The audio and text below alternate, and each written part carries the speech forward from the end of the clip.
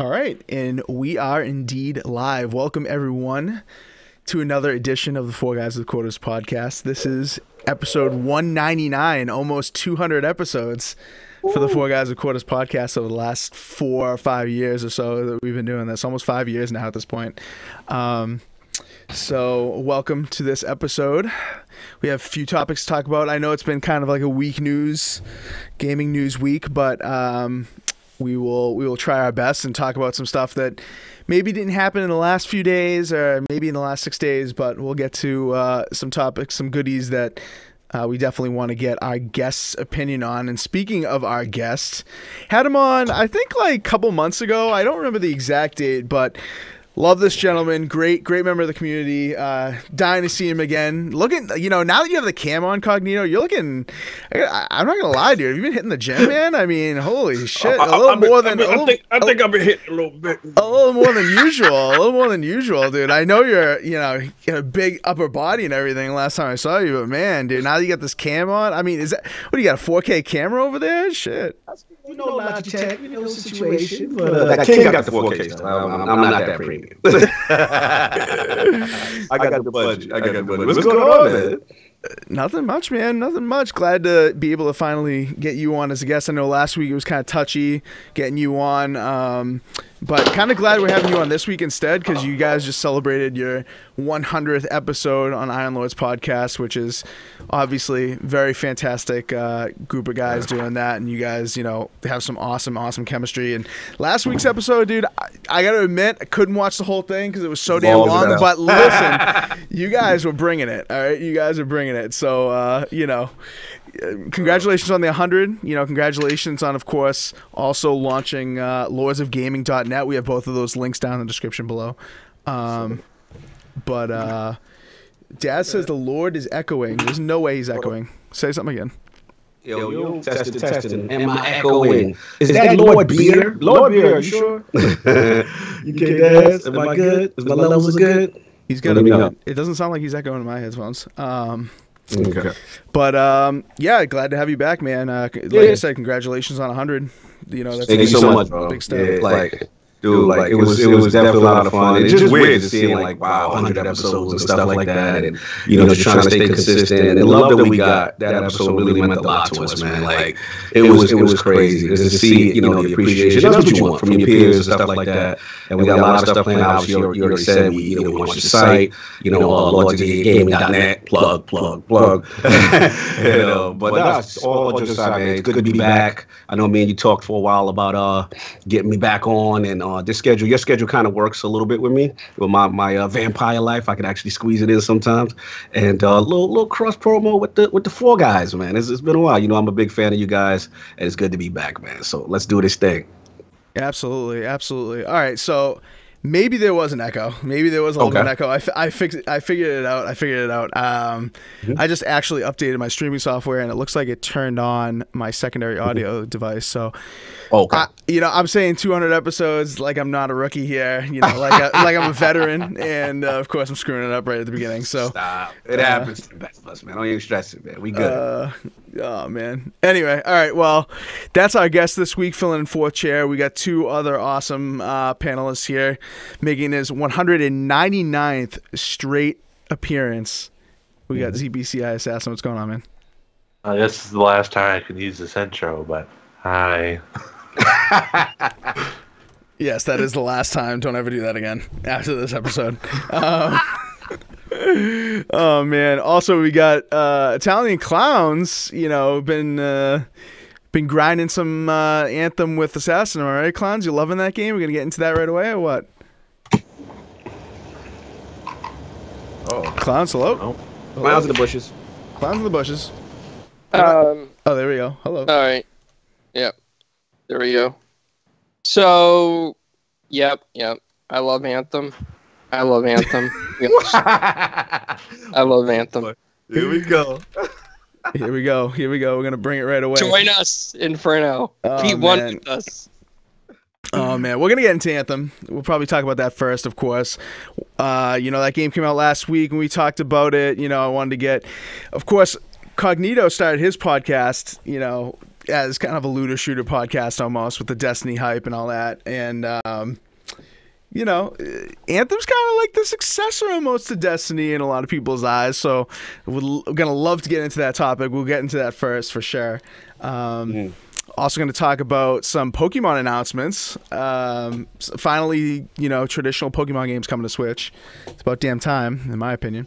We'll talk about Red Dead Online not doing so hot right out of the gate. What's going on over at Rockstar? Why isn't Red Dead doing as well as they expected?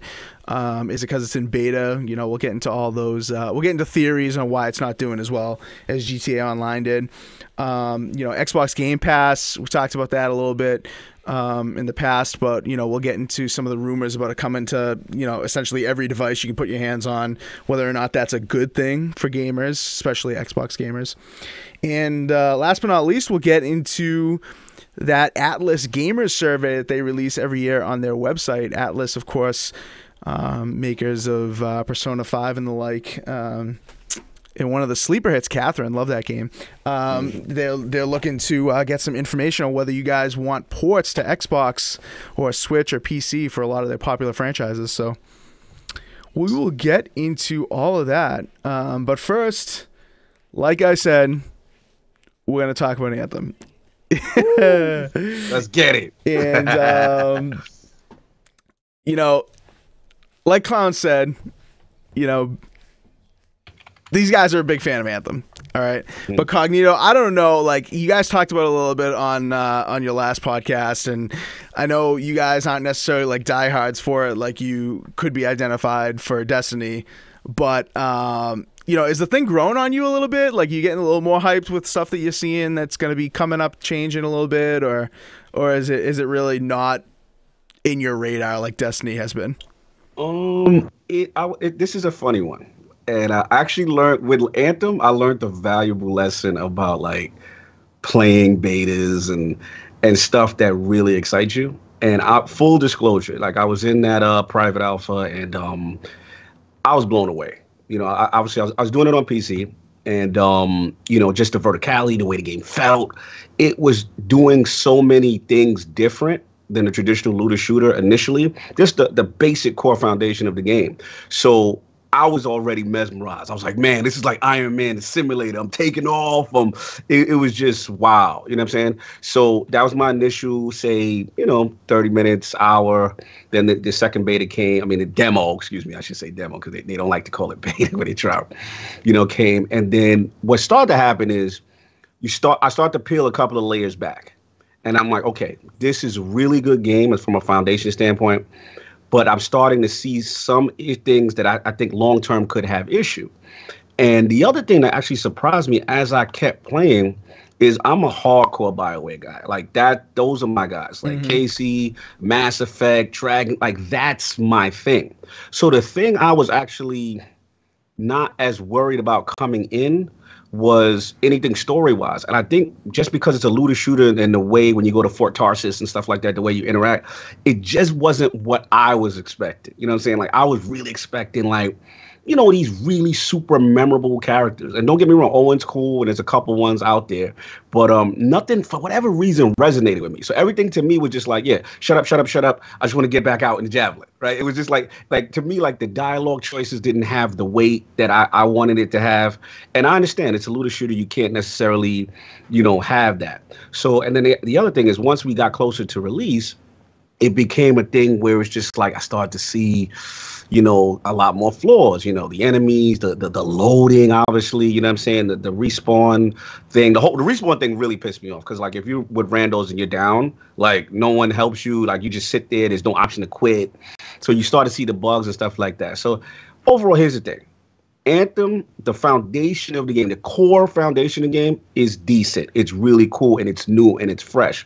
But as you continue to play, you start to see a lot of the warts, the repetitiveness.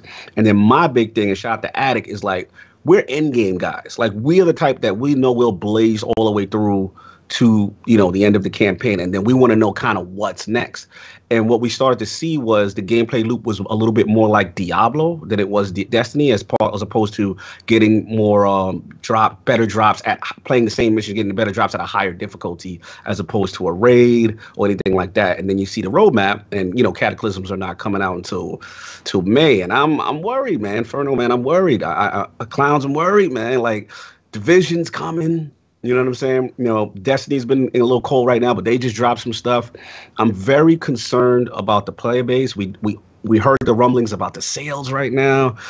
It ain't looking good right now. You know what I'm saying? I'm very concerned. You know what I'm saying? But hopefully EA, doesn't jump in and try to axe this thing, because there is potential. But what do you guys think in general? Like, where are you guys at with Anthem? Yeah, you mentioned that you're a huge BioWare guy. You listed off those names of those games, no problem. Like, seeing this as the worst rated BioWare game, especially after Andromeda, I mean, that is not a good look. The low physical sales, I mean, I don't think we've gotten much about digital sales. It's really hard to, pin those down so specifically as it is to pin down the physical sales. And of course, we know digital is kind of taken over and getting a lot more popular. So who knows how it did digitally? I know these guys here, we'll get their opinions in a second about Assassin and Clowns.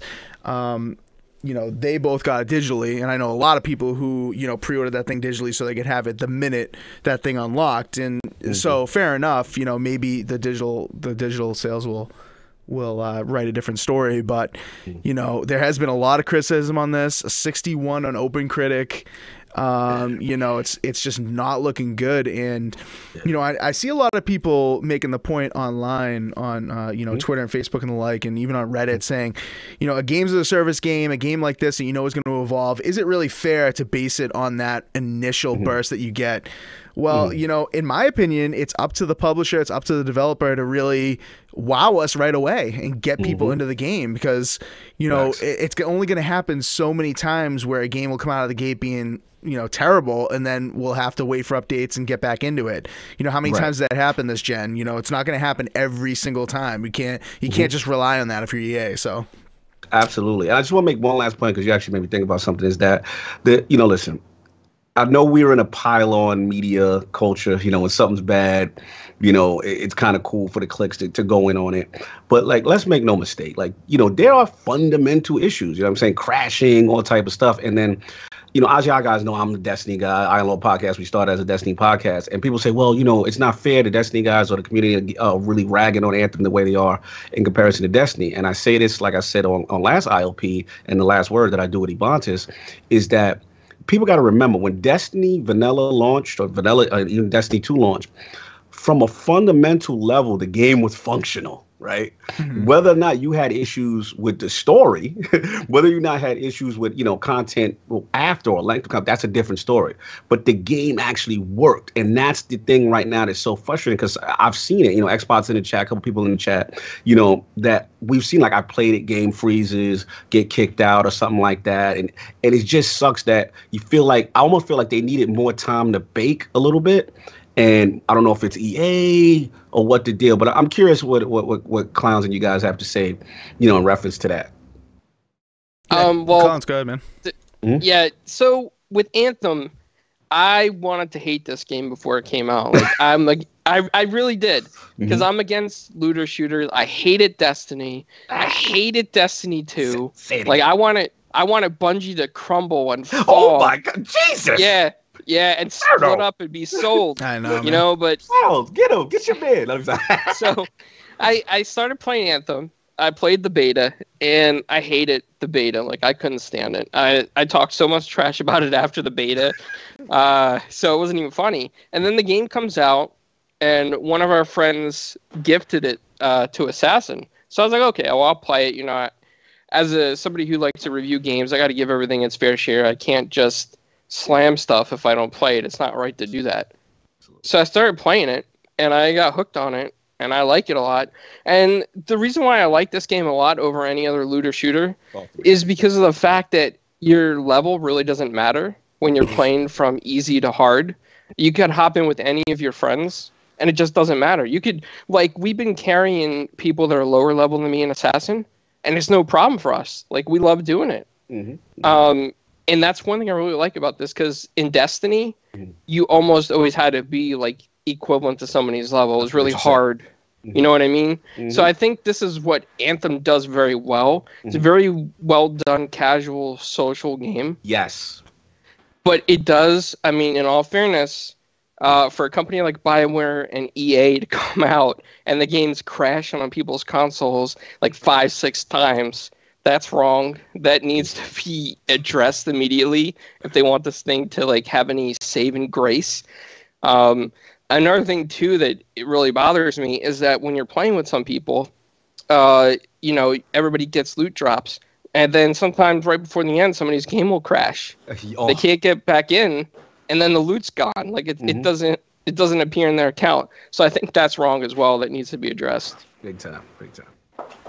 Yeah, man, I'm with you. I'm with you on that, man. It's like I said, it's just some fundamental things that they've got to fix. I guess the question I got for you guys is like, you know, how much time do you think they're allowed before you start getting concerned about the player base? Obviously, you know, with the other looter shooters and stuff that's on deck, especially like Division.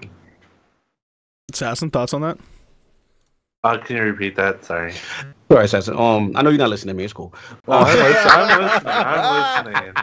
But... Assassin, don't talk to me. It's cool. But I'll just mess with you, bro. No, seriously. I was just saying, like, you know, how much time you think they're afforded before, you know, let's say the player base. How concerned are you about the player base? Because, you know, we know about the issues, and then we obviously know other looter shooters and Division per se is coming. So, like, how much time do you think they have to get it together, so to speak, as far as any of the like technical issues?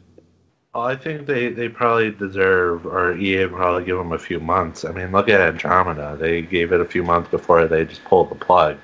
So I'm feeling, especially after the 6 weeks, what do they want? 6 million, 6 weeks or something like that? And if it's below that, I think they'll probably patch the game a little bit, at least do some of the roadmap content, and then they'll probably just pull it if the numbers after that are good. Okay. And who knows what will happen to BioWare?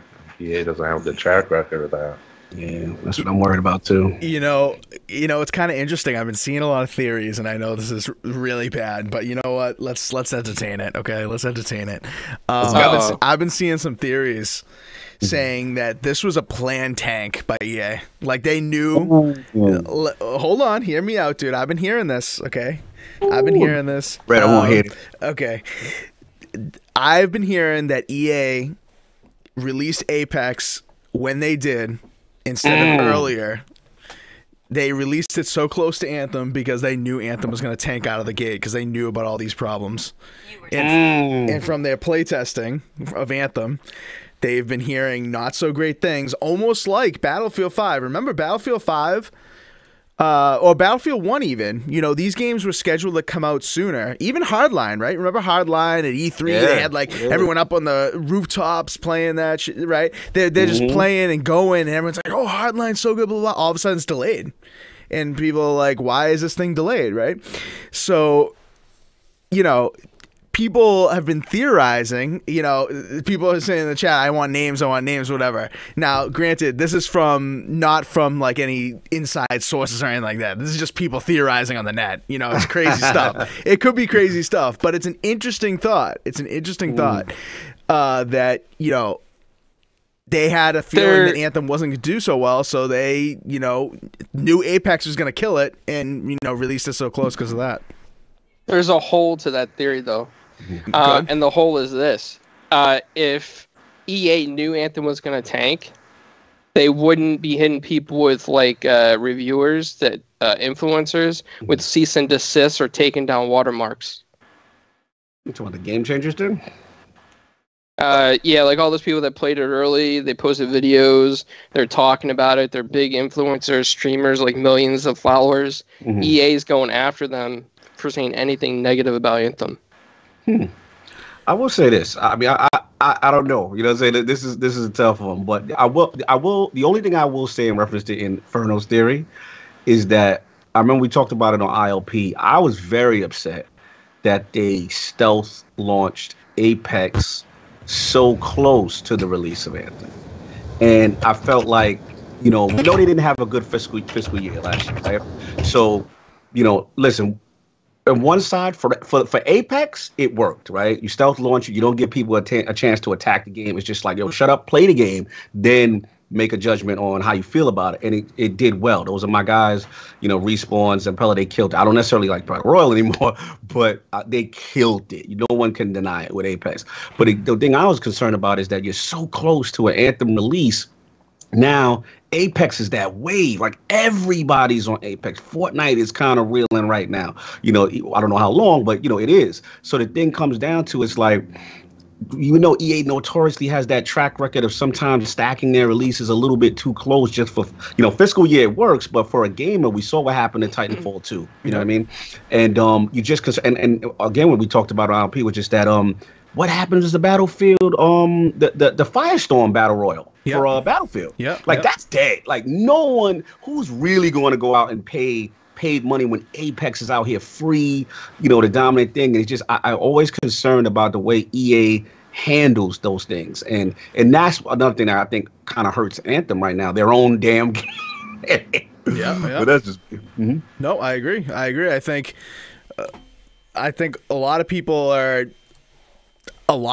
think that they purposely cannibalized it. Like, why, it sounds stupid, but if they didn't know how Anthem is going to be received and they had a surefire winner, maybe they hedge their bets and just like bet on the long game, just like these other games have done, like Rainbow Six Siege, like Destiny has done to a point, like Division, like a lot of these games bet on the long game and get there, and maybe they were banking on that with Anthem a little bit, but it gets to a point where you're kind of smearing the reputation, like you kind of alluded to here, of great guys at BioWare, great minds at BioWare, a name like BioWare that you're smearing by playing this long game. And I don't know why Activision and Bungie split up, but maybe Bungie was feeling like their name was getting smeared a little bit, with kind of the bad press they were getting with Destiny, and maybe they had to get out. Who knows? I mean, people can theorize that, but at the end of the day, releasing your games that close together doesn't make any sense to me. It just doesn't make any sense. From a business standpoint, it makes sense because according to that release, they just hit. That's technically when Apex launch was technically around their fiscal year ending, right? So we all know they took an L beginning of the fiscal year with what was going on. So I see where you're going with your theory, and listen, you never know, man. You never know. This thing is it was very strange to me. I will say that, and you just worry about BioWare. You just worry based on EA's track record, and what's gonna happen, and are they gonna continue to support this thing if it flops and stuff like that? Did you guys see the sale went down on the PS4 version already? Like there was a reduction in price already. Yeah, like $52, something like that. Yep, yeah, it's already down, like man. 20%. So you just worry about these things, Yeah. Or 10% rather, 15%. I don't know. I can't do percentages right now, but it's already down. Yeah, it's already down. And like I said to these guys, like I'm waiting for a price reduction on this to officially buy it. Like I rented it from Redbox. I got that, that birthday code to get my free rental. I played a ton of it, and I said, I'm done. I'm done until this thing comes down in price. Because right now, like I can't drop 60 on this when I'm gonna drop 60 on Division. There's other stuff I want to play and there's other stuff I want to buy. So. I don't, for something that's not compelling enough to keep me going and, keep my interest, it's, I gotta wait. But, now, Assassin, you haven't done a lot of defending of Anthem, and I know you want to do that. So, you want to take the floor on it? Go ahead. I don't want to defend it. Like, the game has a lot of issues. Long loading screens. That for the first one to go in the mission, you could just go watch, The Hobbit through, Lord of the Rings, Return of the King, and still have time left. Like, it's ridiculous, the time. I've posted, I think, a video on Twitter of me dying, respawning, and then I'm dead before I actually see my screen, because, black screen, whatever. I've had countless crashes. Clowns even said it before. My game crashed right when I got a masterwork item at the end of a 2-hour stronghold. Didn't get any of the gear. I've been disconnected by the EA servers. And now some of the crashes were apparently the preview alpha skip ahead on the Xbox. So I'm hoping there was an update today to, in quotes, fix that. The story, I beat it. I can't tell you a single thing except one, and it's a spoiler, and I don't want to ruin it. It's very predictable spoiler. You'll see it coming from miles away. What else? None of the characters except Owen I could tell you their name of.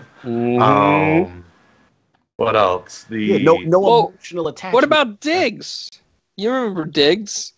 Oh, because we just did a mission. I'll tell you the truth, probably in like 2 hours. We're like, who is that guy? Like, and Inferno will be like, oh, it's Owen, but no, it's not Owen. Listen, I mean, I thought reading Grimrock cards was bad. Jesus, like, I'd almost rather read the Grimrock cards and get an actual story than what we've got with this thing. I mean, jeez, like, yeah, but do you think some of these complaints are because we're spoiled now? I mean, do you think that's what it is as gamers, that we're just spoiled? If you go back to like original Nintendo games, those games had so many glitches too. Your character would disappear, glitch through walls, screens, nobody complained.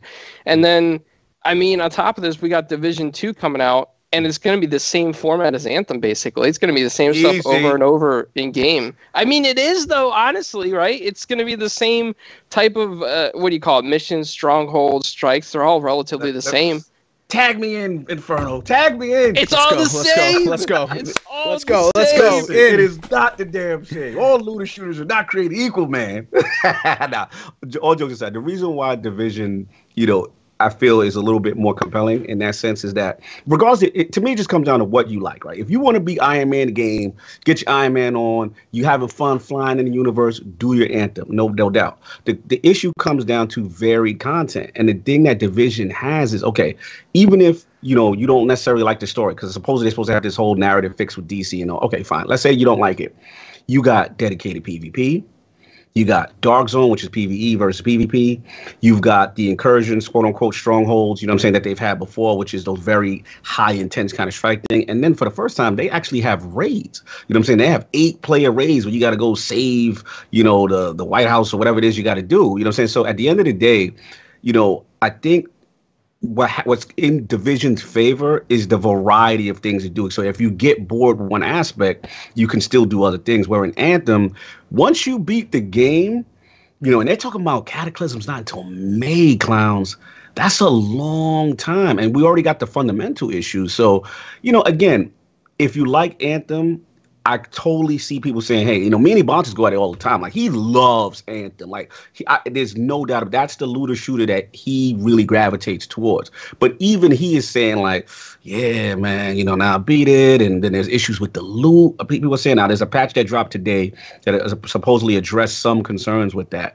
But, people have problems with the end game loop. See, a guy like you in front of, Clowns, I don't know if you're going to stick around. Did you guys beat it? Like, you and Assassin, are you finished? I'm power level 443. Right. See, for a guy, you mean like, yo, I'm good. I get in, I get out. You know what I'm saying? But for the looter shooter guys, they want more things to do. They want things to chase for, attain for. And the consensus right now is that Anthem doesn't have the end game to sustain itself long term. And if this Cataclysm is not on the level of a raid, if it's not on the level of whatever, and they still got technical issues and they still got problems, this thing is going to be in trouble, man. There's no doubt about it. And I don't want that to happen because I like Casey Hudson. He got the cool perm. That's my man. Like, I don't want him out of there. But in Division 2, right, the raid that you're talking about, is that the only thing there is? Or are they going to have more raids? Let me take it. They got more raids. This is raid number 1. Let me tell you how cool Division is. And what's funny is I'm the biggest Division hater from Division 1. Me defending it now. It's funny. The thing that Division is doing, it's cool, is you're beating the campaign. Now, each free DLC drop is story content. right? That's one. Now, as far as the raid, that's the highest level, the highest gear that you have to attain. 8 players can play it at one time, that kind of thing. They've already stated, the devs have stated in interviews that, they want this thing to be mechanic heavy. What I'm hoping is maybe like, they split us up into groups of 2 teams of 4 or different thing. Apparently, I believe it's like an airport takeover. And the thing that's cool about Division is when you beat the campaign, there's 3 factions in the game. Each have their own goals of trying to take over DC. But when you beat the game, there's this new faction that comes out. It's called the Black Tusk. And they invade the whole map. And literally, it's this whole new enemy type, this whole new thing. You know what I'm saying? And then the story continues post-game. And there's more stuff and more stuff. So they're going heavy on narrative. Do I know if the narrative is going to be great? Can't promise that. But at least I like the attempts that they're trying to sustain the game, to keep people coming back every day and stuff like that. So we'll see. It just comes down to personal preference also, what type of looter shooter you like. See, and now if they had a survival mode, then Division 2 would be my favorite game. That's the only mode I liked in Division 1. Yeah, survival was dope. Mm-hmm. Real quick, and I also, another thing too for Division 2, I wish the whole thing would be like a dark zone, so that if you're running a missions, you can just get nailed by other players. I would like it more if they did that. Xbot got a question. You said, Inferno? Yeah. Let's get to the question in the chat. Xbot says, question of the panel: with Anthem out and people really having opinions on the end game, do you guys think modern looters need a PvP to switch up the game more? And we were kind of just getting to that a little bit.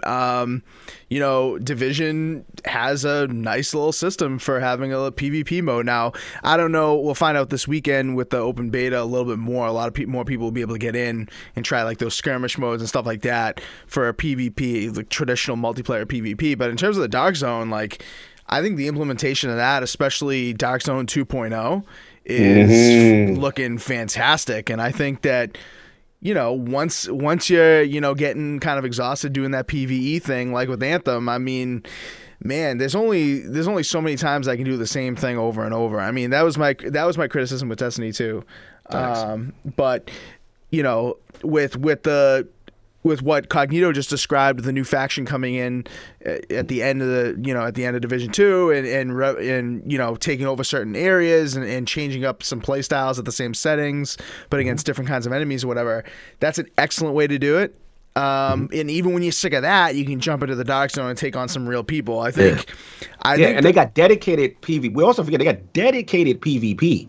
Without Dark Zone as well too. Right. So that's kind of what I was getting to at the beginning there, where I was saying, like, with this open beta we're gonna have that's coming up this weekend, you're gonna have an opportunity to get into that and see if you like that kind of thing in a game like Division. I mean, it looks cool to me. Haven't tried it, so I don't know, but seeing what I've seen of the Dark Zone, haven't tried it in the prior game, I think the solution to a looter's PvP, which has been the Dark Zone so far, I think that's a good little mix of like PvE and PvP elements.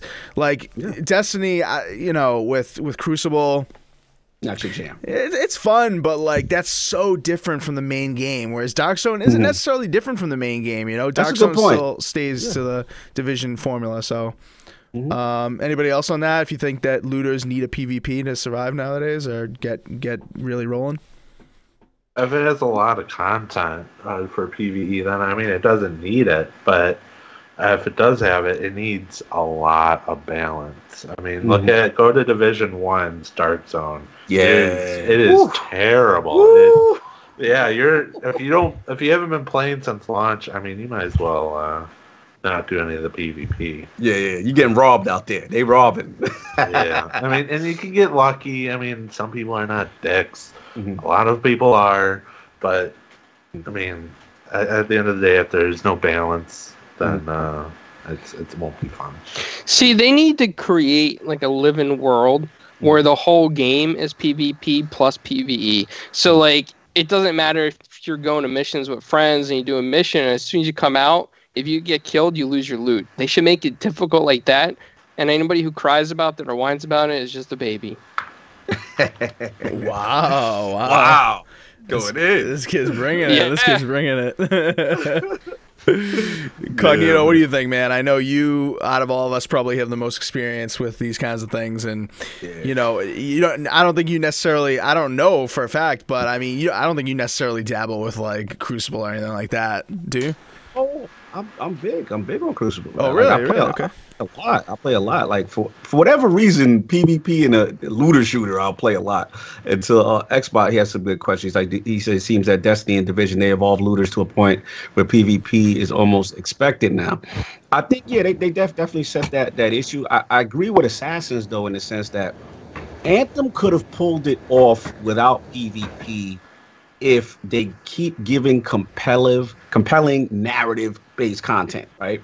If you're giving us Mass Effect level style, that's why I'm so curious to see what this Cataclysm is, because if it really affects the story, because one thing we know, BioWare for the most part can tell a story. So if they just attacked it and just focused on PvE and just killed it with narrative and just keep the content cycle coming, they would be okay.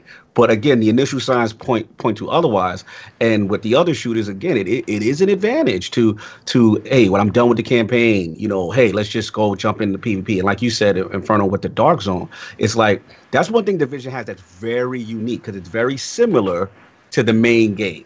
You got it's a mix of PvP and then PvE. There's enemies. Then that whole exciting thing of let's get the loot, let's get out of here, let's shoot the flare, let's try to rob. You bring the contaminated equipment back in the real world and stuff, and you get really cool, sick drops and stuff. So, that's one thing that they've evolved. And the cool last point I'll say in Division, which is really cool, is, again, like Assassin said, if you try to play Division 1 right now, Dark Zone, don't do it. Like, if you never played, they're gonna mop the floor at you. The cool thing what they're doing Division 2 is they have 3 Dark Zones this time with 2.0.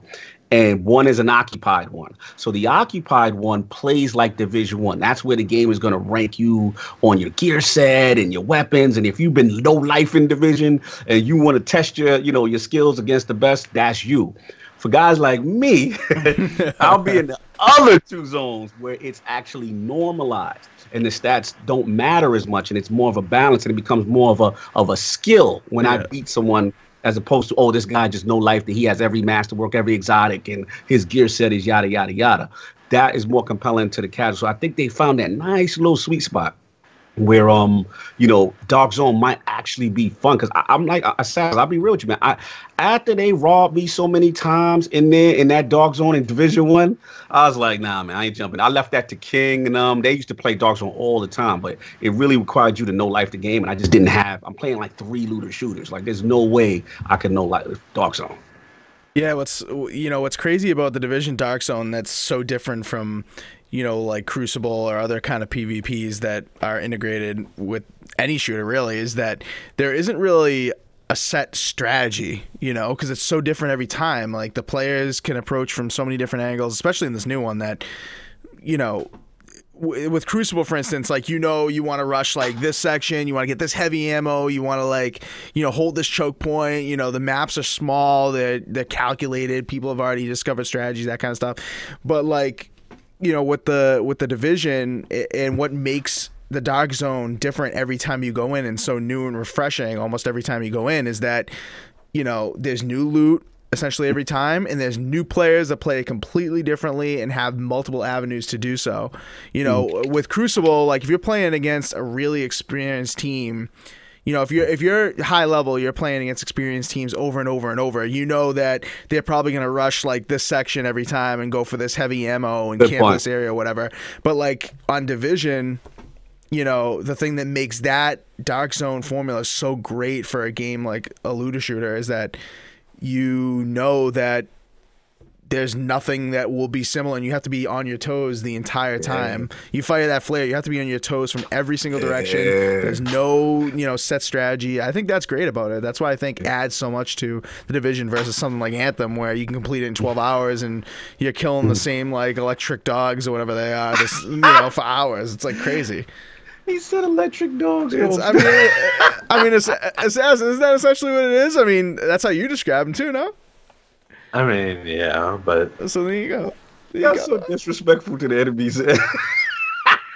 Those boys are electric dogs, all right? Those are electric dogs. I think they're more frost dogs. Oh, my God. Whatever they are, whatever. Whatever. Yeah, they are more Frost Inferno. All right, whatever. I'm wrong on that, but you know what? Like, that's how engaged I am with the game. I don't even know the goddamn enemies. All right. I mean, I got that. I can tell you're not there, bro. You are not there. I'm unfortunately not there. That's the thing. Like, I was so into this. You know, you were at that E3. You were at that presentation. You know how that felt. Like, this game looked like the next thing. This looked like, you know, the next great looter shooter, and you know, to have it so non-engaging that I don't even know what the goddamn enemies are after playing like 10 hours of the game. Like, that's pretty sad. You know, I feel you, bro. So, Chief Tommy makes me miss Evolve. Oh my God! Don't even mention Evolve. Yeah, that's bad. Damn clowns. That was a good game. It should have never, you know, got the shake it did. It was a great game. Dude, best of E3 2014, baby. Best of, yeah, remember that? Yeah, I do. I do remember that. Yeah, so, I mean, the chat's up and down about the game. I know a lot of people online are kind of up and down about the game. I know a lot of people that are up on it right now, you know, and that's kind of like why I asked this question, too, on this slide. You know, is the criticism fair? You know, I kind of got into that a little bit when we were introducing this topic. Like, is criticism in these games fair, you know, when you know that they're kind of an evolutionary kind of genre? You know, we haven't seen an evolutionary kind of genre like this ever before. I mean, the closest thing we've gotten to evolutionary genres really has been like, you know, constant DLCs, you know, not really like, you know, games that are constantly changing, you know, based on player feedback and mechanics that can be totally different, you know, a year from now than they are from when they start, you know. You know, so like for games like this, do scores deserve, do you guys think, before we go on to the next topic, do you guys think really quick that scores deserve an asterisk, or do you think like, you know, they have to wow us right out of the gate, like I was saying, and that, you know, the score is fair and this is what people rely on to buy it right away, so, you know, it is what it is, you know, you gotta impress right away, you gotta make a good first impression? That's a tough one, man. Great question. I think it's tough because, like you said, games as a service is such an evolving thing, right? Because when you get the game, you know, 2 months later, this might not be the same game that we initially played, right? So this is my feeling. I feel it's critical. You have to have that first impression, right? That's going to keep you engaged. That's going to want you to continue to play the content. And I think as a reviewer of the game, like, you kind of have to at least experiment with the end game or try to see what that is in terms of games as a service as a looter shooter. You know what I'm saying? So just to get all the gameplay loops down. But it's one of those things where maybe, I don't want to say asterisk, but it's kind of like that fine line between asterisk and review in progress, because we know for a fact the game is not going to stay at that state. Right now, the question is, morally, is that right? Right, because a lot of people are saying, "Hey, these games need more time to cook. These guys are just purposely pumping out games that may not be finished, just so, you know, they can drip feed us content later that maybe should have been in the base game."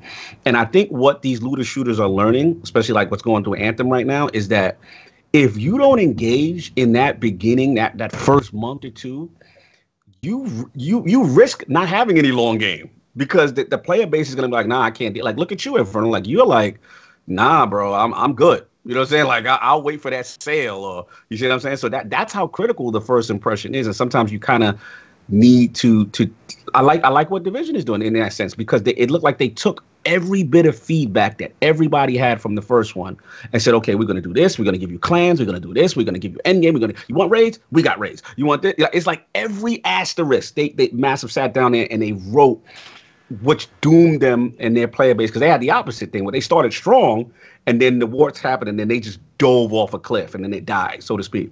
Yeah. So it's interesting to see it. It's a tough one. Games as a service is a really tough thing because, you know, the game consistently evolves.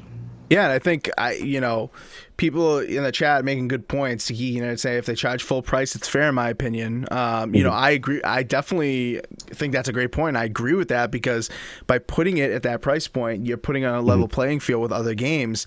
But at the same time, like, you know, kind of be devil's advocate here, even though I don't necessarily agree with the point I'm about to make, is that you know, we haven't seen this before. This is a new genre. I mean, it's not, super fresh. Like, this is the first game it's been out that's done it, but it's now we've gotten enough sample size, I think, to kind of begin to establish what needs to be considered when reviewing games like this. So I think there needs to be some sort of standard established amongst reviewers, to give these games a fair shake. But at the same time, great point to Geeky Nerd, like $60 is $60. And, if a game isn't received well, like this hasn't been, and the price drops to $40 in a couple of weeks, like I think it's going to, $40 is 2/3 of the list price. So you're instantly, a company like EA, you're losing, you're already losing 1/3 of the price by putting out a game that has to evolve or has to cook. So last question. I know you're gonna move on, but I just want to ask you this in reference to that, based on that, and based on the feedback and stuff like that. What do you think happens as far as EA? Again, based on their history and what they've done in the studios and stuff like that, and if with the underperforming, like, do you think it survives? Do you think they cut ties? I mean, they've got Apex out here killing it. You know what I mean? What do you think, if you had the gun to your head, like, what do you think happens?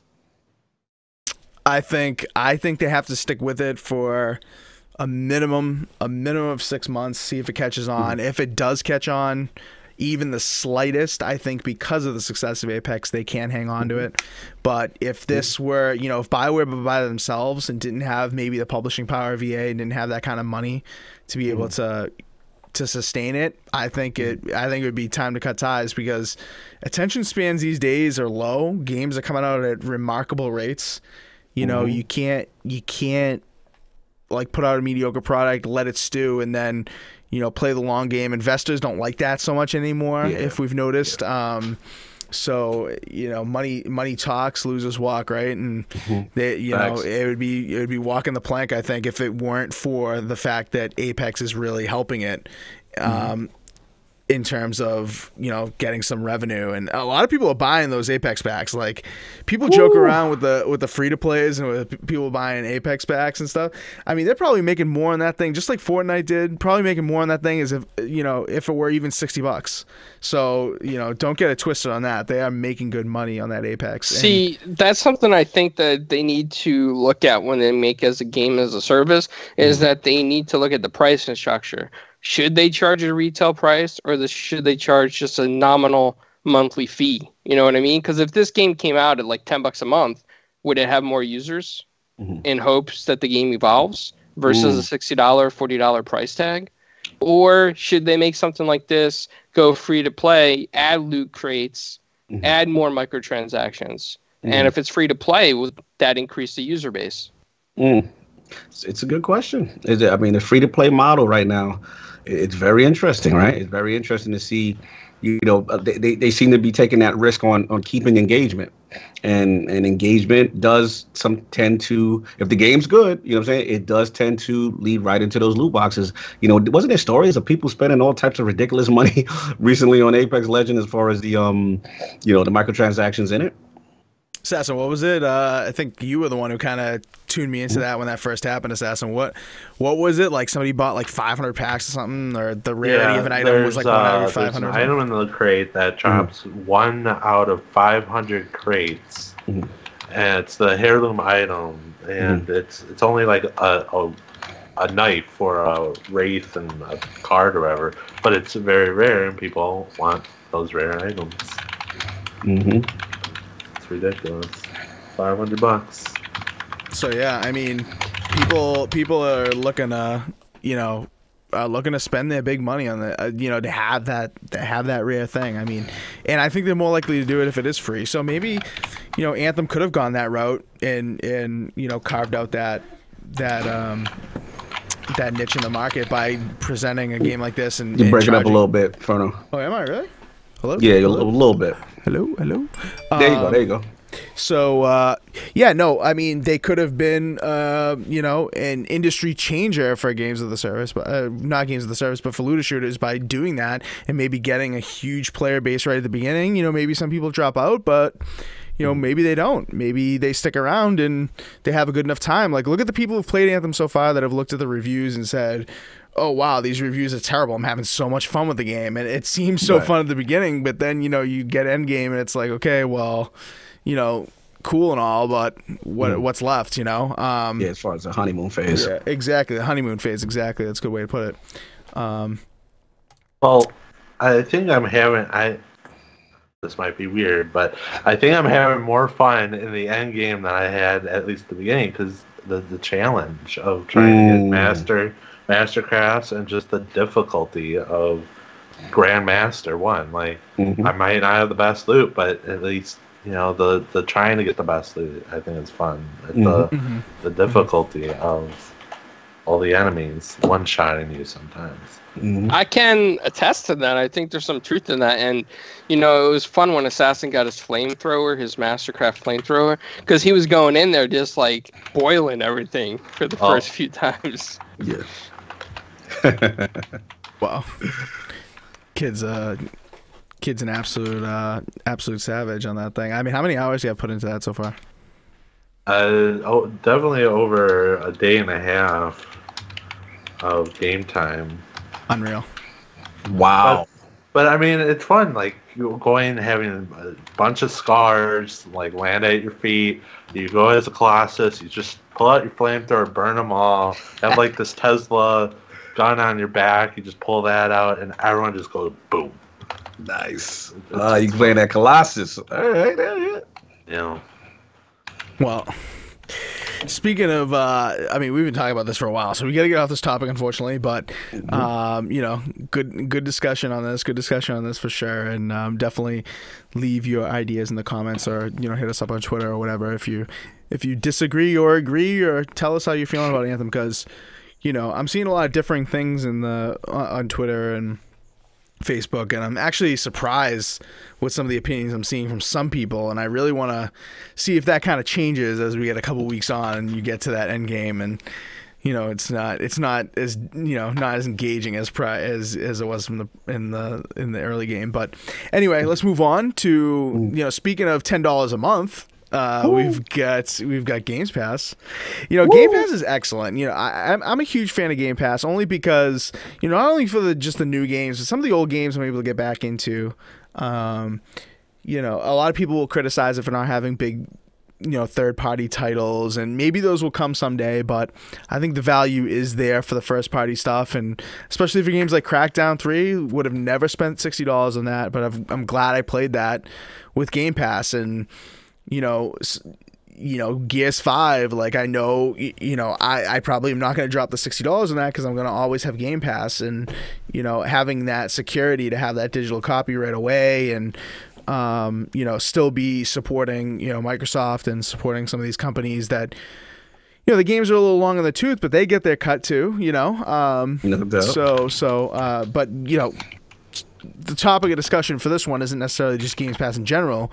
Of course, we've been hearing in the past that the Switch is going to be getting Games Pass. That's kind of the worst kept secret on planet Earth. I know ILP had their thoughts on that, but some new leaks and some new discussions have been suggesting that maybe smart TVs, other devices too. PlayStation isn't necessarily out of the question. I know Jez from Windows Central put a great article on Windows Central saying that, early on, not necessarily as much now, but early on, he was hearing that, PlayStation was in the mix for Game Pass, which is crazy. You can check out Windows Central if you want to fact check me on that. He definitely did say that. So, but I believe you, bro. I mean, that's a crazy thought that they're gonna expand this thing so quickly. I mean, it felt like yesterday that Game Pass didn't even exist, and now.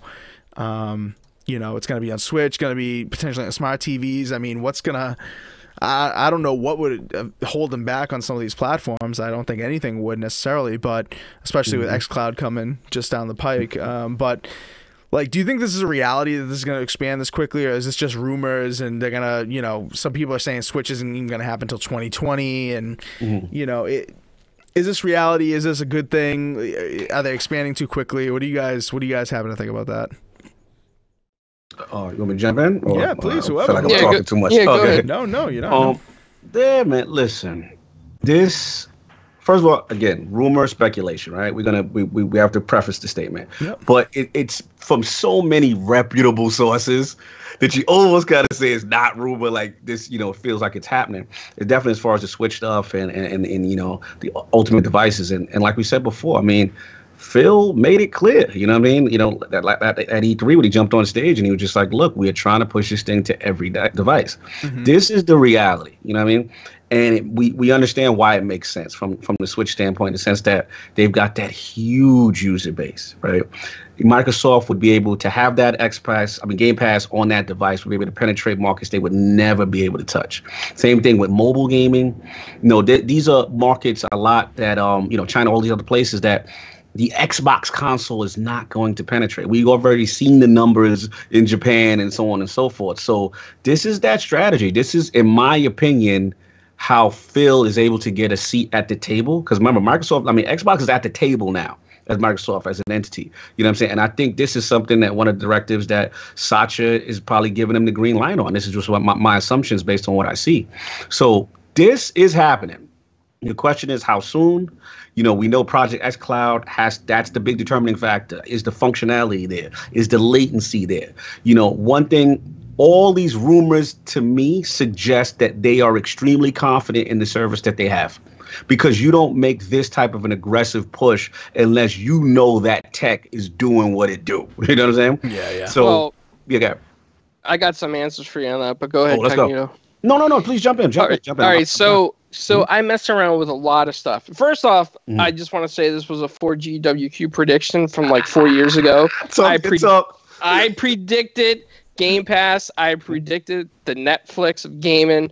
I predicted the X Cloud streaming wherever you go on all devices. I predicted it on smart TVs before it happened. We got Nostradamus up in here, huh? When it did happen, everybody's like, oh, yeah, that's just PS Now. I said, nope, it's going to happen with Xbox 2 as well. And, I predicted all this like 4 years ago. Even predicted the refunds before Microsoft did it. I even thanked Phil for that once he listened to my advice there. But here's what I want to say. Get this man on payroll, am I right? Get this man on payroll. I'm very smart when it comes to tinkering with devices and doing a lot of stuff with DRM. That's used to be like my main goal in life, is to break whatever I can and then fix it my way, kind of thing. So I tested out streaming in some sense without xCloud, right? I tested it out using my PC with Moonlight to my Vita. Works perfectly fine. No problems at all. I was playing Sea of Thieves on my Vita through Moonlight, okay? So this is, it's really good. And on top of that, I played it over 4G LTE. No problems, Cognito, on 4G LTE. So I think that going forward into the 5G universe that we're going to be in, all this stuff is going to work so smooth. There's going to be no problems with lag, no problems with latency. I know a lot of people are afraid of this, but trust me, I did it on 4G LTE, and I wasn't even supposed to be able to do it, and I did it with no problems at all. It's funny you say this, man, because again, I'm hearing the same rumblings behind the scenes. I can't talk on, but people are confident, man. And they're confident now, like you're saying, Clowns, on 4G LTE, right? And we know 5G is coming. I think the Galaxy S10, they got their 5G model dropping a little bit in a couple months or so after the initial launch. We're in that transitionary stage with 5G. And I think it's great. That's going to be there too. But they're doing it now. And the other thing that we can't ignore is that, with the Azure cloud infrastructure, right? Microsoft is in the best position because they already have that infrastructure in place. That's the difference. You know what I mean? So they can be aggressive. If they're the one to do it, it's them. And to put Game Pass out on all these devices, and to be honest, I think what you said as far as TVs, that's underrated, man. That's another big deal. Imagine, like I said, you go to your friend's house, you just have your controller, you log in through, one of the smart TVs and the apps and stuff on there. You got your Game Pass app, you play it. Switch, where you know about the user base and so on and so forth. As far as the PlayStation thing, listen, I trust if you're saying that, this is something that Windows Central is saying that. Put it this way, I know Microsoft would want it. The question is, would Sony want it? And the last point. Go ahead, man. Go ahead. No, finish. No, finish. No, you got the information on this one. No, I was gonna say just on that point right there. I mean, Microsoft is not averse, obviously, to going to competitors and working with them. I mean, we've seen basic stuff like crossplay, but now obviously, the writing's on the wall with the Switch. I mean, is that as big of a competitor as PlayStation directly? Probably not, but for money wise, it is, and for install base, it's getting there. And why not just expand the name? I mean, whatever. I think it's fine. Yeah, I mean, again, I think the issue here, the last point I said, I'll let you guys go, please. Is that people right now, this is what I'm considering a paradigm shift in gaming. These are those moments, right, where if this is true, if we believe that these rumors are true and this is what the initiative, this is what the goals, it's going to be hard to fanboy out here, y'all. Yeah. It's gonna be hard because, like I said, they're gonna be out there on these devices, and at the end of the day, Microsoft as gamers are not console, like casual gamers are not. They are not console warrant. They want to know where they can get the games. If there's a Switch user who's all he's used to is the Switch ecosystem, and he turns his Switch on, and he has an Xbox app there, and now he's playing Ori, and now he may be able to do streaming with xCloud for a Gears of War or Halo, whatever games that he would normally never have access to. That's a game changer.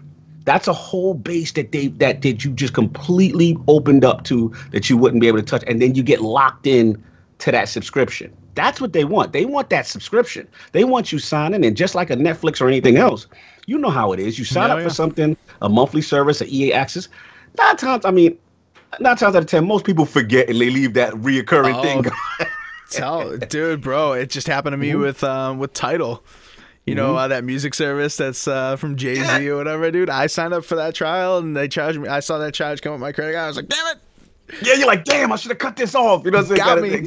Got me. It's all about the subscription services, man. And at the end of the day, what we see Microsoft doing with the studios is being able to acquire all these studios to try to have the consistent content on the service. And if they're able to do that and they're able to push it out, I think this is where it's going. And I'm also really with clowns on this, man. I don't think they would be this aggressive if the tech wasn't in place. And the last thing on the tech that I'm hearing, again, which makes it even more different than standard streaming, Gaikai, X-Shield, and all that other stuff, is that, we're having components of the Xbox console inside the server racks. Right.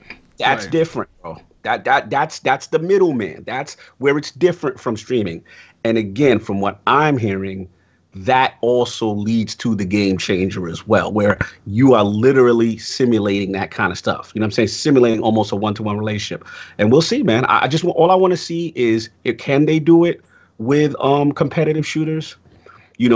When we all play Xbox Live or whatever, Game Pass on a Switch, do we have full Xbox Live functionality, achievements, all that good party checkers? Damn well Switch need it. We'll see. So Cognito, to address that question of latency, right, in multiplayer. So let's just say, for example, right now on a 1 gig connection or my Fios connection, when I play Call of Duty, I have like anywhere from like a 30 millisecond ping up to 59 milliseconds. Like it fluctuates between there, right? With 5G, the latency in milliseconds between you and the 5G service is 0 to 1 millisecond. Dude, they just put out a video recently. This is not game related, but I think it was like on Engadget. Go check it out, or Gizmodo, or one of those. They just put out a video where they had people, I think it was in Europe, driving trucks on 5G networks from 1,200 miles away, and they were in like a 6 monitor a configuration where it was like one of those surround, drivers cockpit kind of simulation things, and there was a guy literally driving a truck through like a test drive course, closed off, obviously not on the streets or anything, in this huge parking lot, going through cones and all this crazy shit on a 5G network. So obviously, when that finally hits and goes mainstream, this thing is definitely going to take off. But what about the interim? That's the thing. What about the interim? Yeah.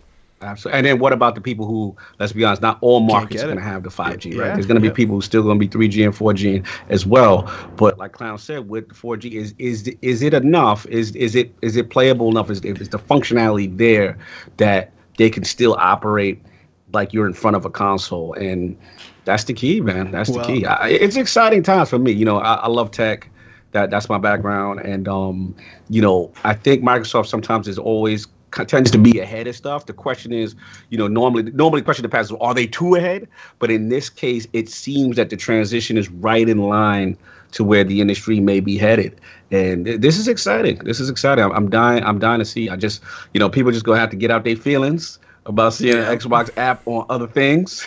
Well, listen, I mean, this is really going. You know, listen, more subscriptions to a Games Pass on PlayStation or Switch or Samsung Smart TV means more money in the bank for making some of your favorite games that may have been on the chopping block. So keep that in mind, people. Keep that in mind, because that's the side of the story that not a lot of people are considering. They're just thinking with the, you know, off the top of their heads here with exclusivity. Like, exclusivity means nothing if there are no games for exclusivity. Facts. So it means nothing. Preach. So, you know. Yeah, I mean, why limit yourself to one piece of hardware where you can experience the same experience on any hardware? Like, I mean, really, it shouldn't be a war about plastic or even if hardware. It should be, hey, I'm eligible to play this game, and it feels good to play this game wherever I want to play this game. Well, listen, even if they did something for the Xbox diehards and said, listen, okay, fine, you know, on the cloud, you know, I'm just purely speculating. I haven't heard anything, but this is just a thought that's kind of popped into my head when I see people warring about this on Twitter.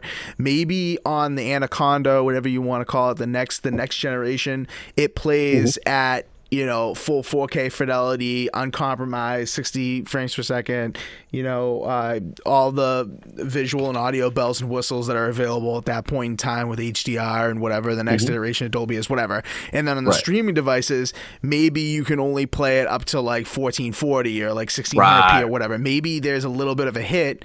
But like to the diehard people, they're like, okay, well, here you go. Like for being a diehard and riding with us with our actual physical console, you get the ultimate version of it. You know. Well, you know, I'm gonna come out and say this because T-Mobile said this in some of their technical specifications already on 5G.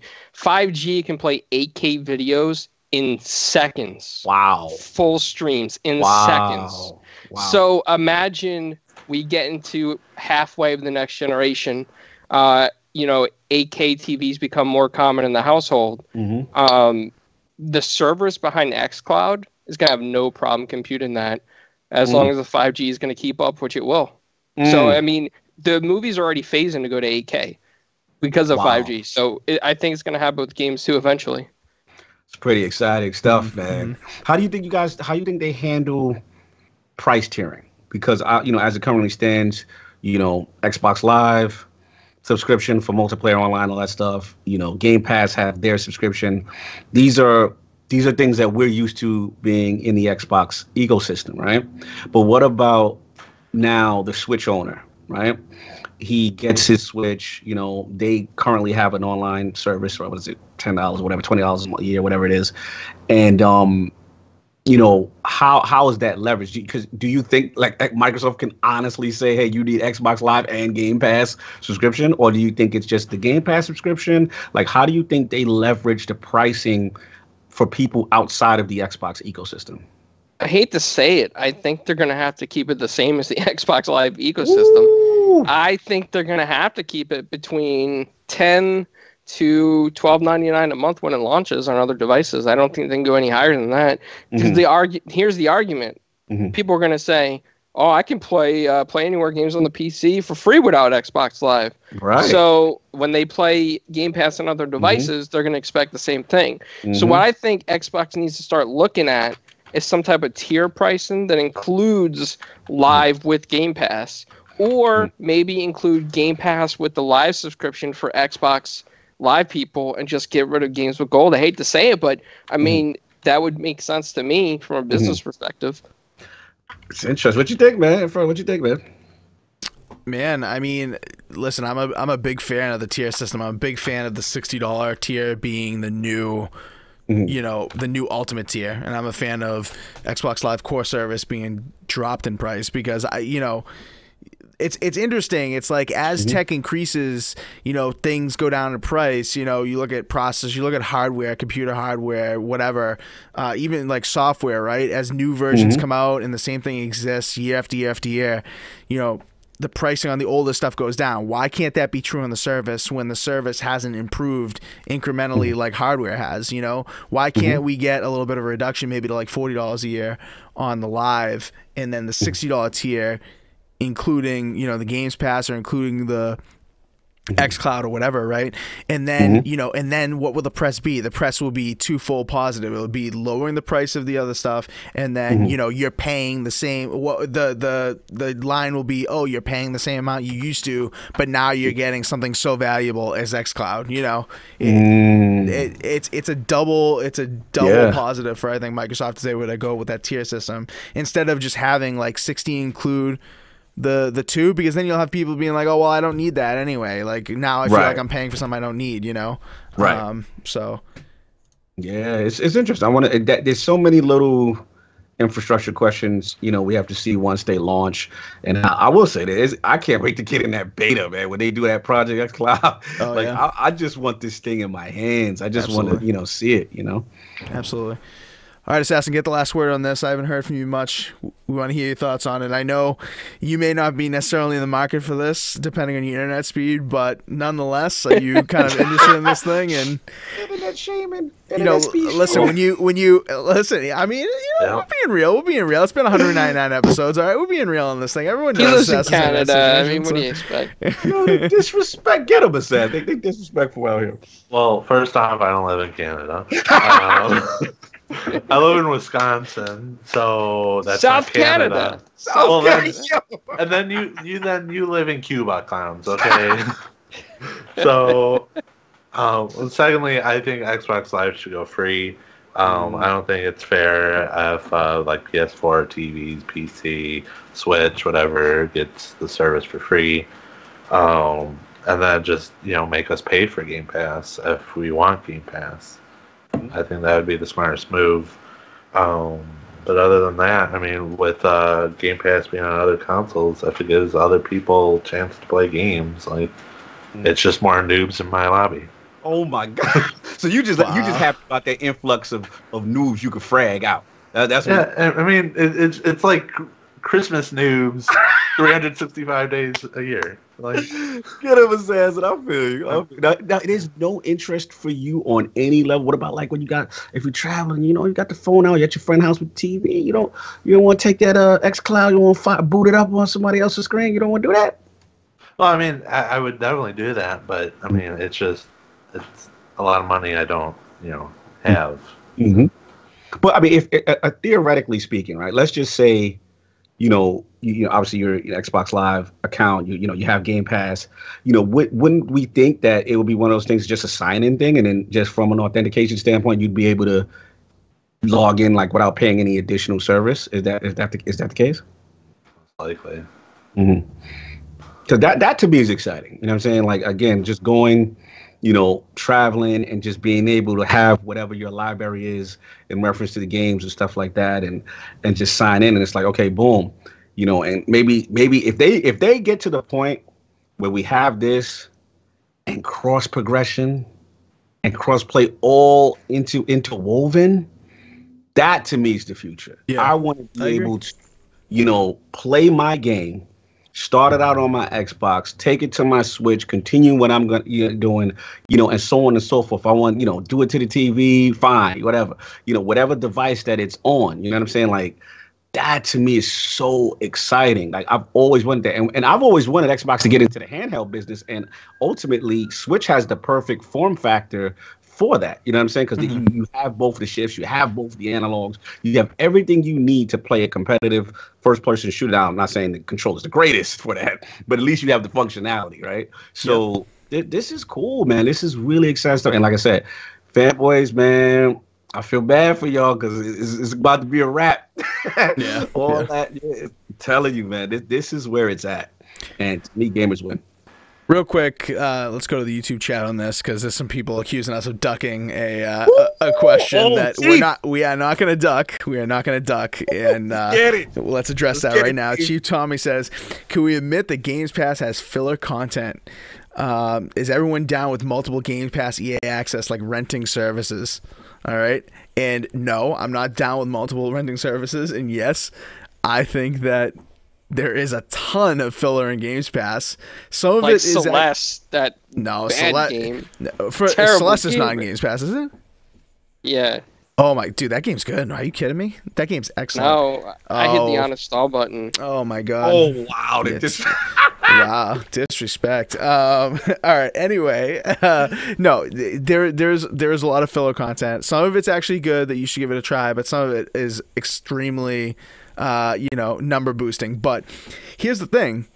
If this takes off and investors sees that this is taking off, that filler content is going to be, a little less prominent. You're going to be seeing some of the big names in there because, I don't think people are necessarily, or investors or, people who are handing over the money to fund these kinds of things. I don't think they're, necessarily convinced that it's going to work out like Xbox is doing it right now. Maybe, evolving it with the xCloud and getting on multiple devices and getting more people to subscribe is what some of these other, third-party publishers that have been holding back that everyone's wanting to be included, right? The EAs in the world, maybe not necessarily because they already have a service, but the Ubisofts, the Bethesdas, the other companies that have been putting out quality AAA games that people want in Games Pass, once they see that this model can be successful and that what Microsoft has with the tech actually goes beyond the Gaikais and all that stuff, maybe they will start to include their games because they know that their revenue can be higher and, this is the future, so... Right.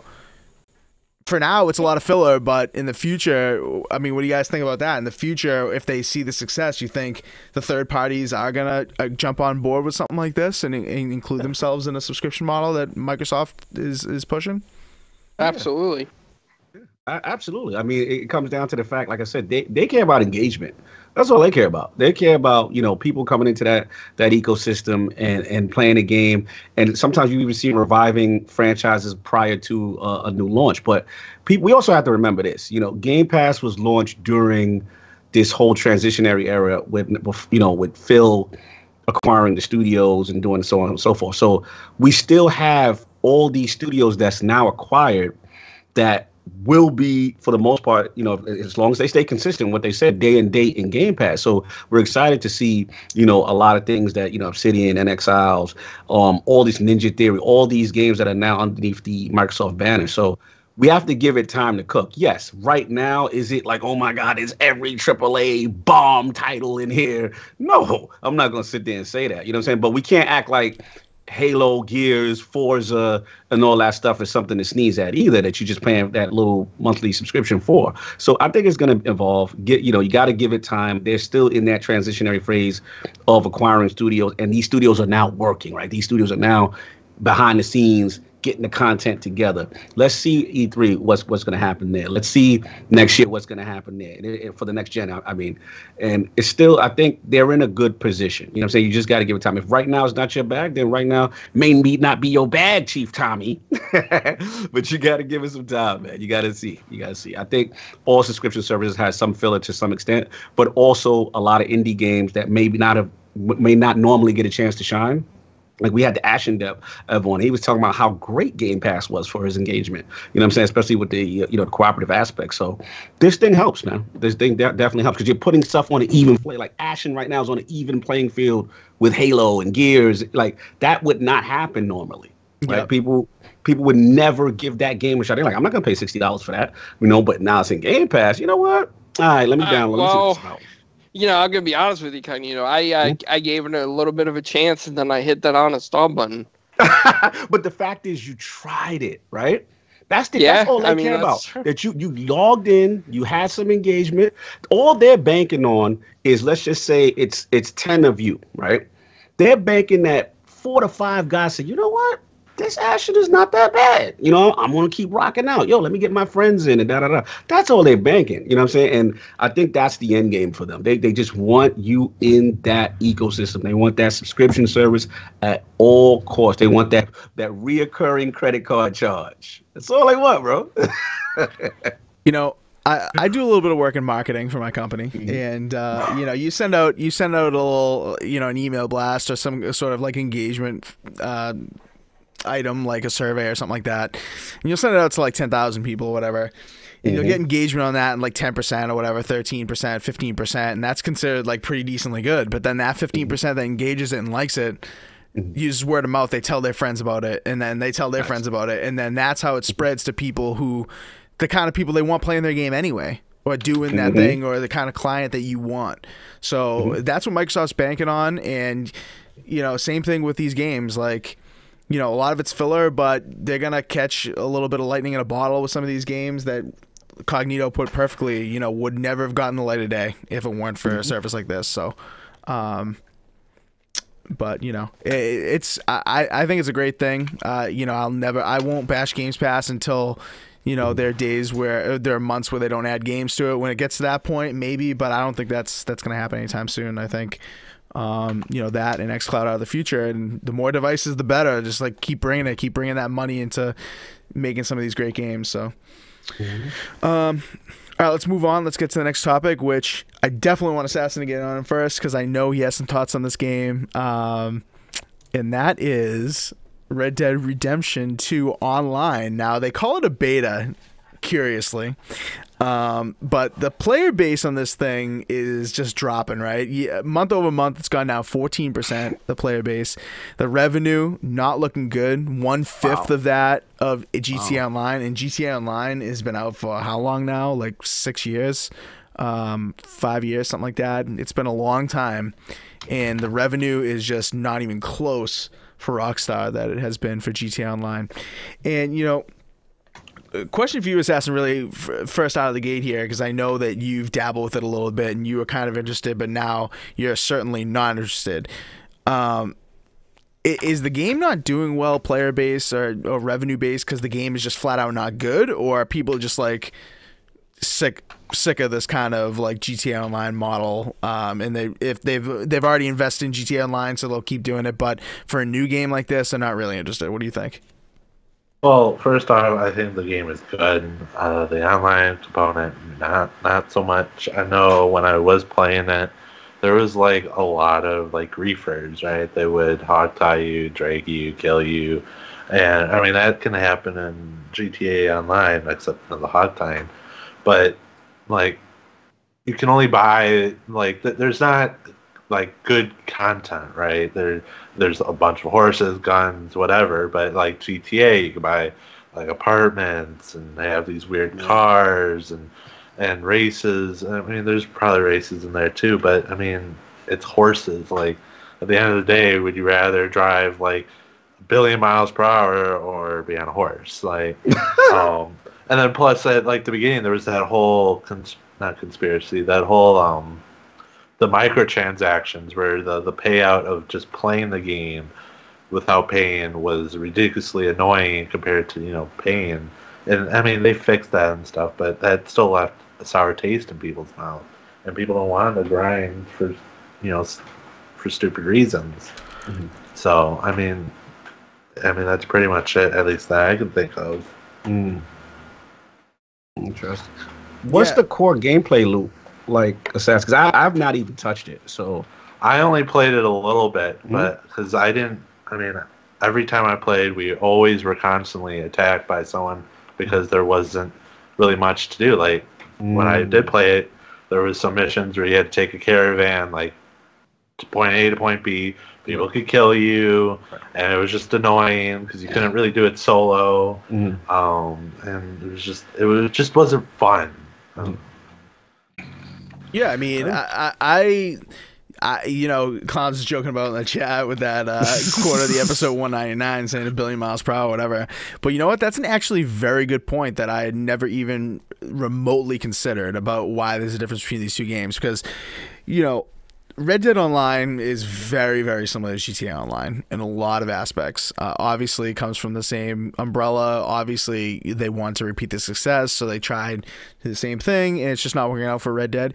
Maybe it is because just the content is not nearly as exotic or like enticing, or, you know, like you said with the horses, like, who cares about buying a nicer horse or whatever? Like, a lot of the draw with GTA, like, what do you see in a lot of these videos? People buying these penthouse apartments, like, what do they call those games? I can't think of the name of it, right? You know, like Second Life and stuff like that, where you can, like, kind of live out your games like that, where you can kind of, like, live out your fantasy or whatever. You can really do that in GTA a lot. And a lot of people just buy the microtransactions to do that kind of thing. They don't really care about the road races or doing the heists or anything like that and getting a leg up on that stuff. They just care about the cosmetics. They care about the living out like a pimp lifestyle, so to speak, you know? But, I mean, what's the equivalent in Red Dead being like, you know, in the Yo, want to ice your horse out? Yeah, ice your horse out. Dude, I don't know if I'd get my saddle bedazzled, so to speak. You don't want the glitter on your saddle? I don't think so. Yeah. You know, there's a big problem between GTA and Red Dead Online. I'll tell you this. One, GTA is like modern day gangsters, and you can make your characters look like mobsters, which is pretty cool. And Red Dead Redemption Online is a bunch of washed up redneck outlaws. I mean, that's not exciting. That's why they're all like dead, because they weren't exciting. Oh my God. They were wiped out, extinct. They're like fossils now. You might find a cowboy hat here and there, some leather boots, but other than that, washed up. I feel you, bro. I mean, you guys are making valid points. I mean, I think Inferno Assassin's on it. It's just like the time period of the game may not really fit the monetization and engagement structure. So it's just like I think you guys are nailing it, because I didn't step foot in it. I was just like, that doesn't interest me at all. I'm here for the cinematic bonanza, Wild Wild West, Clint Eastwood stuff. You know what I'm saying? Like, I'm here for that, but on a single player narrative level. But I mean, after a while, I'm just like, I was curious to see what the gameplay loop was going to be, what they ended up deciding. And I just looked at videos and I was just like, I don't think this is for me. You know what I'm saying? And you, with these stats you guys are showing me, damn, I didn't realize, 14% player base, the revenue's 1/5, it just, I don't want to say if it feels tacked on, but it's just not resonating. And, it is what it is. I mean, they still did well, for that game as far as the critically acclaimed and how much they sold. But, they were definitely trying to bank on this to make it live forever. They wanted to follow that game, that GTA model. And clearly this game is just not, it's not matching that. So, yeah, I mean, I don't know what's going to happen on that, but I'm definitely not trying to ice out my horse. I'm not trying to buy 6-7 cowboy hats. None of that interests me. They're going to have to maybe come up with a mode, like maybe some type of a different gameplay mode that's different, that actually suits that time period, which could kind of, make it more exciting or something. Yeah, I mean, they might be able to add rodeos. That might bring some people in. There you go. Yeah. Oh my God. But I mean, Red Dead Online, the first one, wasn't ever the star of the show. Right. The star of the show was the single player. The star of the show was the story. Even that, the Undead Nightmare DLC was compelling story edition DLC, stuff you don't really see nowadays with games like that. So with GTA, though, on the flip side, what does everybody talk about GTA right now for? What do people buy GTA for? GTA Online. I mean, that's what people buy it for. I don't even think when GTA 5 was fresh, I don't think people were online talking about how amazing the story was. I don't think it was winning awards for any kind of story. Right. GTA Online comes in the mix and just takes that game to a whole new level. The records that game has broken, they've broken those records because of GTA Online. Whereas with Red Dead Redemption 2, the records have been broken in that game because the story is so compelling. What were we gonna say? It's just our culture, man. Like, modern day times, we're more fascinated with like modern day gangsters and bling bling and glitzy apartments and fancy cars. We don't care about horses and saddles and cowboy boots and redneck weirdo hats and coats and stuff. I mean, you just don't anymore. We're not in the gold mine era of like the 1800s in the Oregon Trail. It's over. I mean, that died a long time ago. Yo, Klaus, I can't with you. You're so disrespectful. I know, right? But he's not lying, innocent. You're not lying. I'm being real. Funny how you just trashed that live. I mean, Cognito, in a modern day video game, would you rather have like an AK-47, a Tommy gun, or like an old 6-shooter? See, that's an Italian Goomba coming out right now. That's what this is. Yeah, it might be. He's like, what's more cool? You want to be down with the mob? You want to get your Capone on, or you want to do Bonanza? You want to play Company? Yes. I mean, Zorro doesn't even get ratings anymore. You know what I mean? The era's gone, man. It's just over. Zip it up.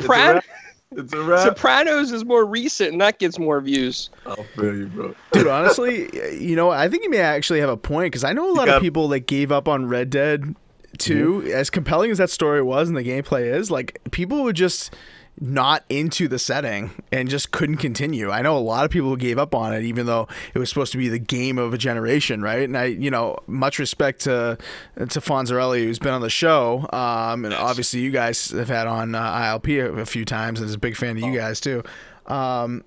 Great guy, and he, absolutely loved this game and thought it was the game of a generation because he's into that kind of setting. But, GTA, like you guys were kind of alluding to in your conversation back and forth about what sells, GTA hits all the check marks. Like, GTA just appeals to everyone that kind of, I wouldn't say everyone, but a lot more people than, the Wild Wild West. So maybe that's why it's dropping. Maybe it has nothing to do with it being in beta, or it has nothing to do with the game just, not being functionally well, but maybe it's just the setting is not keeping people in, Yeah. I mean, also, would you rather loot a train or loot a bank? Like a modern day bank versus a train. I was going to say, you could loot a bank in Red Dead Redemption 2. Yeah, but it's not sophisticated. It's, it's like Machine Gun Kelly days. I mean, it's just not up there with GTA. Well, plus GTA can get away with a lot of things, like flying cars, those tracks that you can go on loops. Like, you can't go on a loop on a horse. You get like a quarter of the way, you just fall. Yeah, I think you guys nailed it. It's literally a victim of the setting of the time period, and in order to base it in foundation in realism, you have to sacrifice things that GTA can just naturally do based on the time period. So I think I'm just giving Clouds a hard time. I just like to hear him rip it because it's funny to me. But I think he's right. I mean, I think that's literally what it is. And then on top of that, if it's not functional, if the modes that you do have are not fun, and if what Assassins are saying is true, and it's just like, hey, jump on the stagecoach and get from point A to point B and don't get robbed. And it's like, all right, how many times can you really do that before the gameplay loop, really gets tiring? So. And I mean, I'll give it to the Rockstar devs. They tried to add something exciting in to Red Dead. It's that invisible trampoline that makes you fly. Mm-hmm. That was kind of cool. Mm-hmm. But you could just pick up a helicopter or a plane in GTA and really fly. Facts. Yeah. I mean, there's just a lot more compelling stuff in GTA Online. A lot more, fantasizing you can do, so to speak. A lot of people want to point to it just being a bad game, or being in beta. I say a lot of apologists, quote unquote, about this Red Dead Online thing being just because it's in beta. I mean, how much of it's really going to change? I don't know. Well, they only put beta on it because if you remember GTA 5's online, like that shit broke the game. Like, you couldn't play any online for like a month. Mm-hmm. Yeah. All right, let's get to the next topic. I think we've kind of hit the nail on the head with this one. Hold on, I got one more rip. Here we go. See, you see the chat, and Indie Gamer says he likes cheeky clowns, and now Clowns is getting on his high horse here. Here we go. If you think about Back to the Future, which was the worst one? Part 3. You know why? Because the Wild West. Okay, that's it. Cheeky Clowns, let's go. Wow. Man, I thought Clowns was going to give me like a really thoughtful, opinion on this next topic here, and I was gonna lead with him, but I don't know if we can. I know he's really a huge fan of all the Atlas games, but he's on a roll tonight. I don't know if he's gonna give us a true opinion on this kind of thing. You wanna go for it, Clowns? What do you think about this Atlas survey? Maybe looking at porting some popular franchises, maybe the Persona franchise over to Xbox or PC, Switch. What do you think? That'll be exciting. I mean, Atlas makes some really good JRPGs. Even though I wasn't a huge fan of Persona 5, I like some of the other Persona stuff. Mm-hmm. So I think it's going to be... I mean, it'd be great if it came over. More stuff for us to play, more achievements for me to get. I'll be happy. Yeah, I mean, if you look at this, if you look at the survey, you know, there's a bunch of questions, and you know, if you're an Atlas fan, you should definitely go over to their site. The survey is right on the front page, so you can't miss it. I think their site is actually just atlas.com, interestingly enough. But, you know, this particular question, they say, what do you want to see from Persona in the future? Please check all that apply. And they've asked this, the same question comes up for their other franchises like Catherine and stuff like that. You know, downloadable content, merchandise, remake, remaster, sequel, next installment, right? And then right on the right, all next to each other, Xbox One port, Switch port, PC port, right? And you can check all that apply, right? And those are all next to each other. Like, you know, I feel like by lining up some on the left and some on the right, I think they want to accentuate the fact that they want to know where to port the game. Like, I feel like the porting of the game is already in their minds. They just listing those 3 port options right next to each other by themselves, you know, nothing else with it. It's just the porting options on the right. I think that is intentional to see where most people are going to play the ports. But just really interesting, like surveying people in a certain way, getting a certain response. And I haven't completed the survey yet, but I will. But you know, I agree with you, Clowns. You know, anywhere where any new games to play on Xbox, new games to play on some of these other platforms, I totally think we should be doing that. And you know, I think there are a lot of people that play Xbox that want Atlas games desperately. Mm-hmm. Desperately. So what do you think, Cognito? You think this is a good thing? You think this is actually going to pan out? We're going to get some ports of these Atlas games? What do you think? Yeah, I think it's happening. I think you just nailed it. Like that whole marketing. I heard your marketing spiel, the way you know what I'm saying, like set it up. Yeah. Because I think that's purposely done. The optics is to have that on the right side, and then for them to gauge, okay, where does our base want this the most, right? And I think that's a good tool. You see this kind of stuff before. They're prepping for it for sure. I mean, we've already seen with Smash that Joker, isn't he the character from Persona N is going to be in one of their DLC packs. Mm-hmm. So they've already got the ball rolling as far as, you know, expanding that franchise and getting the legs out there. And I would love to see this thing on the Xbox. I would love to see. I think Switch is inevitable. I really do, because of that Smash Brothers tie-in. I already think that's happening.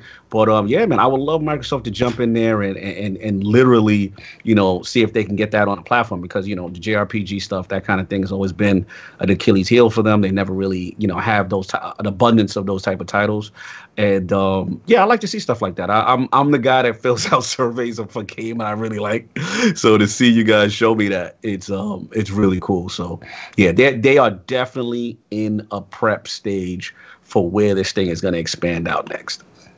Yeah. And I think they should. I think it would behoove them to do it. I think that enough people have voiced their opinions, and I think they've heard it, you know, from enough people that other people that only have enough money to buy one platform or receive, you know, they're Nintendo diehards or Microsoft diehards or just people who are PC Master Race. They want to play these games. So, and I don't think Sony anytime soon, I could be wrong, is going to be doing what Microsoft looks like they're trying to do with getting, you know, their games on every kind of platform. I think Sony is pretty, you know, PS Now is what it is, but I don't think it is going to have the chops to get games like this or, you know, or all those kinds of platforms playing the games. But but it's interesting. It's interesting that you know, every year Atlas puts out this survey, and they ask, you know, questions that kind of will catch you off guard. And I think last year the questions were specifically about like content of sequels or like where you want to see some of these franchises go next. I think that was what the focus was last year. And it's interesting that now, you know, a lot of the questions are focused on, you know, what platforms you play on most, like where should we port this thing? What should the future of, you know, games that are coming down the pike, like where do you want to consume that? And I think that I would love to, obviously we're not going to see the results, but I would love to see, you know, where the results are and where they take it based on those results. Like, who knows if 100% of the people who take the survey vote Xbox One and they were playing on Switch, like you're saying, Cognito, like, are they going to make a quick 180 and port it to Xbox One? Maybe not. Like, maybe they don't actually listen and do that, but who knows? Who knows? Yeah, it's a good way. It's a good way for them to gauge. You know, they're trying to get feelers out there to see, you know, where to place it. But yeah, like you said, I mean, definitely, and you know, who knows where it's gonna go. But yeah, they're definitely putting them feelers out. They want to get this thing out somewhere and get a little bit more revenue on it, extend the life. Absolutely, absolutely. Now, Assassin, I know there's no chance in hell that you were going to buy one of these on a Sony platform. You think, you know, if Persona comes to Xbox, you're going to be jumping all over that? See, I don't know. Like, I haven't really seen much of Persona or any of those other games. I mean, Catherine has kind of intrigued me. The question of if it should have a sequel, I don't know why it was on there, because there's a sequel coming out in September. But I mean, I'm going to start up Catherine probably sometime next month. I'm hoping to see that. But I mean, it's the other stuff. I mean, I'll look more into it, but I'm not against, you know, buying the game on PS4 because I do have PS4. You're gonna. Oh, really? I thought you were against. I don't know why. I thought you were against buying like stuff you didn't know on PS4 for some reason. Like stuff you weren't. Like you're more willing to try new stuff on Xbox, I feel. Or maybe I'm wrong. I mean, both consoles, I'll definitely, even if I ever get a Switch, I'll definitely try new stuff. It's just the question, do I want to spend that price? Right. Catherine you're gonna love, I think. Catherine's a fun game. Is Catherine like discounted or on Games Pass, or was it recently Games with Gold? Like, why am I felt like it was, right? I don't know. I thought I saw that name out there. How did you get Catherine then, Assassin? You bought it? It was just not ready to install. So I'm like, so it's gotta be. Why not? I literally, I was looking through my YouTube feed or whatever subscriptions, and there was the sequel to Catherine. I'm like, I'll just click on it, right? And I mean, it looked interesting. And I'm like, I think I saw that on my ready to install, and it was there. I'm like, click install. Nice. Yeah, look.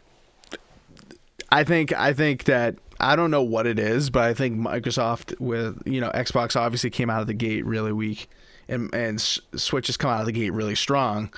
But I think now with the Xbox One X, like, say what you will about the success of that thing, sales wise, I think that has put Microsoft back on the map a little bit with some of these companies when they know that, you know, their games can really shine on hardware like that. And I think with the rumblings about Anaconda and with the rumors about the dev units, you know, not necessarily already being out there in full-fledged, but, you know, companies being aware of what those dev units contain and people like kind of salivating over what they can achieve. Breaking up a little bit, Verno, at least on my side. Oh my God, wow. I don't know if you guys. He's cutting out. You cutting in and out a bit. Wow, why is that going on? It's reading on my reader. Weird. I don't know if it's coming through the stream like that. Sir. Oh damn! Oh dude, my download on my fridge is better than the download on your Xbox. All right, so don't even get on me like that. Don't even get on me like that. 100% true. Anyway, but I think that Xbox is getting back on the map with some of these companies. Obviously, I mean, some of these companies in the past wouldn't even consider a port to Xbox. You know what I mean? I don't think they would even consider it. That's a good point. But Clowns, any last words on this before we get to the last topic of the show? Clowns, hello? Clowns in the bushes. Clowns is in the bushes. All right. He's grossed in Red Dead's online right now. He's downloading that. He's actually bouncing from the show because he's downloading. He's downloading the Red Dead Online. All right, let's let's quickly get to this topic. I know we're probably not going to have a ton to say about it. I mean, there isn't a lot out there. There was a really quick Nintendo Direct, if you want to call it,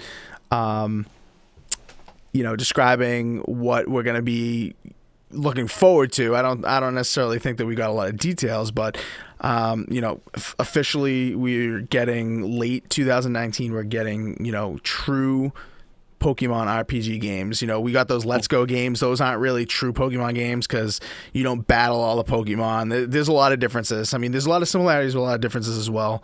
It's really a meld between Pokemon Go and regular Pokemon traditional RPGs, but these are full-fledged Pokemon RPGs coming to the Switch, called Pokemon Shield, Pokemon Sword. I'm definitely gonna pick one of these up. I don't know, Cognito. Are you a fan of these things? I don't even know if you play. Yeah, I'm fraud. Because I was gonna try to give it a shot. Like Addict called me. He's like, yeah, so it's out. What's up? You gonna get it now? And I was like, damn, I really want to spend this money on something. I gotta try it. I still never played a traditional Pokemon. You know what the deterrent was? That damn price. I'm like, is this thing ever gonna go on sale? I felt the way for paying that price for a Let's Go game, so to speak. Yeah. And all the hardcore guys are saying, look, man, Let's Go is not the real thing, but it may be able to get you acclimated, kind of. Because again, I've never played a Pokemon game, and I planned on picking it up. And Inferno, bro, when I kept seeing that 59, now I'm like, come on, dude. Yeah, those games won't drop, man. Those games are just... I mean, it's interesting that, we've been seeing a little, even Black Friday, we saw a little bit of a sale on some Nintendo games. I was shocked when we saw that even. These games just hold their price so well and just sell so well. I think those games are just, doing too well at the moment. Yeah, you're going to... Unless you get some sort of, buy two get one free deal or something like that, you're gonna be paying the full 60, unfortunately. I know, and I just gotta suck it up and do it. It's just because I'm terrified because I've never played it. I'm worried that if I don't like it, then I'm gonna plunk $60. Like how you were feeling with Anthem. I'm like, I don't know. But I know at the end of the day, look, this is a revered franchise. This game is universally loved. This is now the traditional Pokemon. You know what I'm saying? Like hardcore that people want. I know I was going back and forth with Addict. And he's hardcore Pokemon. He's like, yo, I'm super excited. And he's not really that excited on Switch games for the most part, unless it's a game he likes. And this is one of his most anticipated. And he told me after that Direct, man, he's like, yo, he's coming around. He's like, yo, Nintendo got it, man. I'm like, okay. You know what I mean? So I got to try it. As a gamer, I need to try it. But Nintendo, come on, y'all. Y'all going to have to give me a discount, bro. I ain't trying to spend $60 for Snorlax and all these dudes. My ego, my mature gamer ego doesn't want to give Krooky, Scorbunny, and Sobble my money, my $60. Wow. I'm sorry, but I didn't grow up with it, so I don't have the emotional attachment that you guys have. Dude. You know what I'm saying? You guys are like, yo, this is it. They're doing it the next leg. Me, I'm like, Krooky, Scorbunny, Sobble. $60, dude. What's funny about these new starter Pokemon is that obviously the days of 150 Pokemon are over. There's just so many goddamn Pokemon nowadays. But Kotaku had a funny article earlier today. I think it was this morning actually, really early in the morning. I was looking at it a little bit before work, and essentially, if you compare some of these new Pokemon that they're coming up with, especially these starter ones, to the Powerpuff Girls and cartoons like that, it's really uncanny how similar they are. Really? It really is, yeah. I'm looking at the article right now. I mean, they're comparing them. It is really, really similar. To the point where there may be a lawsuit in their hands. They're so like that? Yeah, really, really close. Really close. So if you're listening, and you're near your computer or something like that right now, go check it out on Kotaku. They have, especially the Scorbunny one. Oh my God, man, looks so much in the pose is exactly the same too. Wow. So that's crazy. Yeah, it's really, really similar. But Assassin, I know you're looking to get a Switch pretty soon here, and I know that brand new old school Pokemon RPG game is the first thing it's on your radar, right? Well, I was looking at just Nintendo Switch deals, right? And I found Pokemon Let's Go Pikachu for $40. No way. There we go. I never heard of this from Mass Genie. I don't know if that's Mass good site Genie, or that doesn't whatever. sound that good to me. Let me look that up real quick. Yeah, that sounds sketchy. I know. I'm just saying. I had never heard of it, but I did find a deal. Oh man, it's one of those like crowd buying sites. Like it's like Mass Drop. If you ever heard of that, it's like okay. See, I didn't even know. Like I said, I never heard of it. It's like I just saw the deal. It's one of those sites where it's like, oh, this is gonna be $40 if like 10,000 people commit to buying it. Well, again, like I said, never heard of it. Just saying. I was about to ask you, put me on, because I said $40 is the sweet spot for me on this one. Oh my God! Let me see. Let me see how many people. Let me see. Let's go. Let's see if I can find it really quick. Clouds, are you here to weigh in on this? I'm back. Yeah. Okay, cool. What are your thoughts on this new Pokemon stuff? You gonna grab it? I don't even know what it's really about. Well, it has Pokemon, and you fight other Pokemon, and there might be swords and shields. Is it going to be online, or is it going to be like offline type of game? No, there's going to be some online. See, if it was going to be an offline type of game, I'd play it. Mm-hmm. If it goes online, I probably won't play it. Yeah, fair enough. You don't want to battle your Pokemon online? What's going on, guys? He's scared. He's scared. No. You don't want that smoke? You don't want that Pokemon smoke? No, I don't want my Switch to get banned. Wow. Dude, That's what. Got it. Okay. Dude, I'm looking at this Mass Genie site really quick. They've got Madden 19 on Xbox for $35, which is a little overpriced at this point in time, right? A little overpriced at this point in time. But you will never believe what they got Madden PS4 at. They've got Madden PS4 right now, I shit you not, $109.98. Yo, what that come with? What site is this? Is that signed by Antonio Bryant? Does he come to your house? Like, where's that at? Let me see. Oh my God! Oh, they've got another copy for $107.88. Oh, here's a good deal. Assassin, thanks for bringing this to our attention, man. Holy, they got Madden NFL 18 for the hot price of $117.98. Wow. So these dudes out here hustling, boy. These dudes out here hustling. Yeah. Woo! Shout out to what's this shiesty site name? What's the name? MassGenie.com. Mass Genie. Giving them a shout out. Oh wow, they sell a ton of crap too. Oh wow. Chief Tommy wants to know, does it have in-game chat? I don't know if it has in-game chat. Is that true? I don't know if it does. Oh no. But you know, I love with Nintendo games more than any other games. Like, you can just get a drop of a title or like a little bit of information, a little bit of a nibble, and it just takes off, right? Oh. Like, this Pokemon Direct wasn't even that long. I think it was only like 8 minutes, something like that. It wasn't even that crazy. And people are just going crazy about this Pokemon. But I mean, a lot of that has to do with the brand, but a lot of that also has to do with the brand of Pokemon, but a lot of that has to do with Nintendo too as a brand. But yeah, absolutely. And make no mistake, even though I'm trying to get this on a cheap, I know what this is gonna do. Yeah. This right here. Yeah. And have they narrowed down the date yet? They're just saying late 2019 right now, right? So just general. Yep. I mean, they pulled this in a sense with Smash, launched it in December, and still was like the #1 software thing on MPD, right? Mm-hmm. Yep.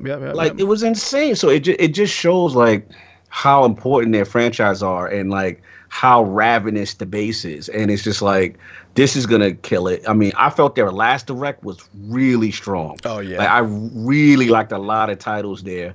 And the one, actually, my little low key, I ain't gonna lie to you, low key, if Platinum could finish the damn game and it comes out. Astral Chain. I don't know if y'all saw that one. Yeah, that looked really, really good. Astral Chain. Yo, I am on the Astral Train bandwagon. Like, the Nintendo really Switch, the last direct really had me hyped. This is going to sell like gangbusters. We still have E3. And here's the thing. I thought this was, my fear was that they were going to pull this at E3, only because selfishly I want to see more games. I know this would have been a huge announcement there. Yeah. So now I'm even more excited because it's like, yo, what else are they going to show? Like they could have a phenomenal 2019, man. Nintendo's in such a good position. No one's talking about how they're consistently dominating. You know what I'm saying? And again, tying back into the the second topic as far as the Game Pass, you think Microsoft ain't eyeing this? You think Microsoft ain't seeing all these sales numbers and this engagement and what's going on that platform? You don't think they want a piece of that Xbox app on that? Like, this is huge, man. You're going to get people who only play these Pokemon games, is only used to a Nintendo ecosystem, being able to now tap in to the Xbox ecosystem and possibly with a subscription service. This is a win-win. I see why the marriage makes sense. And then we know Nintendo, they've had their issues with online infrastructure and stuff like that and setting that up. This is fantastic, man. I'm really hyped for Nintendo this year. This could be a very big year. Yeah, and to think that they were disappointed with their performance last year, didn't meet. I think they were looking for like 20 million sold, and they only got like 18 or something Switch install base. And I mean, this year, man, I mean, if that's disappointing, this year is going to be like crazy good for them. Because it's a shame that Soulja Boy got Reggie to quit. Soulja Boy responsible. I'm sad about that. Wow, you think that was Soulja Boy got him? He tweeted about it, right? Didn't he take responsibility? He did. He took responsibility. That was hilarious, dude. What a goon, huh? Unbelievable. He's a clown. You got love. He's hilarious, though. He's entertaining. Yeah. Unreal. All right, I think that is officially going to do it for us this week. I mean, it was kind of a slow news week, but we managed to do a little bit of a 2-hour podcast here. Of course, great thanks to our man over here, Cognito. Kept that conversation flowing as usual. Appreciate you being on, man. I know we tried to get that work last week, and you had things going on, but we appreciate you being able to make an audible and come on the very next week. So, obviously go ahead and give a shout out to the ILP and tell us a little bit about that that lordsofgaming.net. Oh yeah, man. We got a lot. First of all, thanks for having me, man. Long overdue. I love you guys. One of my favorite podcasts. You guys been killing it. Love your setup. And it's always fun, man, to talk with all you guys. I like when we could get assassins going. That's fun to me too. I like that. So we got that popping. But yeah, man, great show. Chat was lit. Absolutely fantastic. You guys already know we hit 100, on last Sunday, and we launched our new site, lordsofgaming.net. Check us out. We're going to do opinion pieces. We're doing reviews, and we got some good talent, man. We got some real good talent. I'm very proud of the guys that we've assembled. We've got more stuff coming. Please check us out again, lordsofgaming.net. It's out there. And then, you already know, Iron Lord Podcast every Sunday, 1 p.m. Eastern Standard Time. And we've got some special guests. Some guests coming through. Should I announce those guests right now? Yeah, we may be having a 4 Guys with Quarters little crossover this week. So it might be the 4 Guys with Quarters and ILP. We'll see what happens. Little rematch. You know what I'm saying? But shout out this thing in the chat. Yeah, man, it's been long overdue, and want to definitely get you guys in and stuff like that. And Assassins, you are more than welcome as well if you're available in Canada. That's right, you're not in Canada. Yeah, South Canada. Yeah, North U.S. Yes. The part that we want to give back to Canada. It was never Canada. Then you just go float to Cuba. Azaz, you're welcome, man. You're welcome. I will still send out the invite to you, man. But we definitely got to get the 4 Guys with Quarters in the building. It's long overdue. I've had both of you individually. First, I had you way back. A long time, man. Yeah, I think we had you like on a Nintendo episode, if I remember. Yeah, it was a Nintendo one. Yep. Yep, so we got to do some background with you. You're going to get a lot of the royal treatment. Clowns, don't be jealous because you got a lot of royal treatment last night, but Fern got to get a little bit more. You know what I'm saying? Clowns was dope, man. Had great Toys R Us history. We just reminisced, man. He had the best father I've ever had in gaming. Like your dad was the best dad ever. I'll never forget those stories you were telling. Those are great. And Thanks, man. Yeah, absolutely, man. We're going to do this thing. It's going to be lit. And then for the looter shooter fans in here, you know, if you guys like to hear about looter shooters, the destinies, what's going on, the anthems, the divisions, I do a podcast with my man Ebontis, one of the up-and-coming streamers right now in the Destiny community. We do that Fridays. Right now, we're kind of fluctuating on time. It's usually like around 9 a.m. Eastern Standard, but we're going to lock in a time. But that's tomorrow. It's called The Last Word. And he's the cheetah and I'm the ninja. And we telepathically talk to each other like Shadow Dancer about looter shooters. Makes no sense, but it works in Graphic God. Shout out to J-Dub Graphic God. Yeah. I saw the new artwork you guys got a few weeks ago. He nailed what we were trying to go for. Yeah, he definitely did. Great show, guys. Really love you guys. Just keep up the good work, man. And I love coming on. And you got a time period that actually works for me, so I like it. Awesome, man. Yeah, we'll definitely get you back on again, of course. You know, great guests, great. You know, any of the ILP guys we'd love to have on, but, you know, Cognito, you know, he's always hitting me up in DMs being like, when are you going to be on ILP again? When are you going to be on ILP? So I was like, you know what? Let's get Cognito back on the show. It hasn't been really that long that you were. I feel like you were on the show. When was that? I feel like that was like 2.5 months ago or so. So it wasn't too long, but. Yeah, like 2-3 months ago, right? Yeah. I feel like it was. But as for us, you can find us, of course. Just search 4GwQPodcast. You'll find us everywhere. You know, even on those obscure places, you know, the iTunes, the Google Plays, the Spotifys and stuff. You know, find us and give us some reviews on those so we get some traction. We may be changing. I'm thinking of some ways to change how we upload to those to make it a little bit cleaner and get a little more consistency going on those. So look for that in the future. Clowns, you want to give a quick shout out to the new 4GwPodcast that you're heading over there? Oh yeah, 4GwQ presents. Me and Maverick, we do it. It's kind of like random, every 2 weeks, once a month. It depends what our schedules are, but we interview people in the comic industry.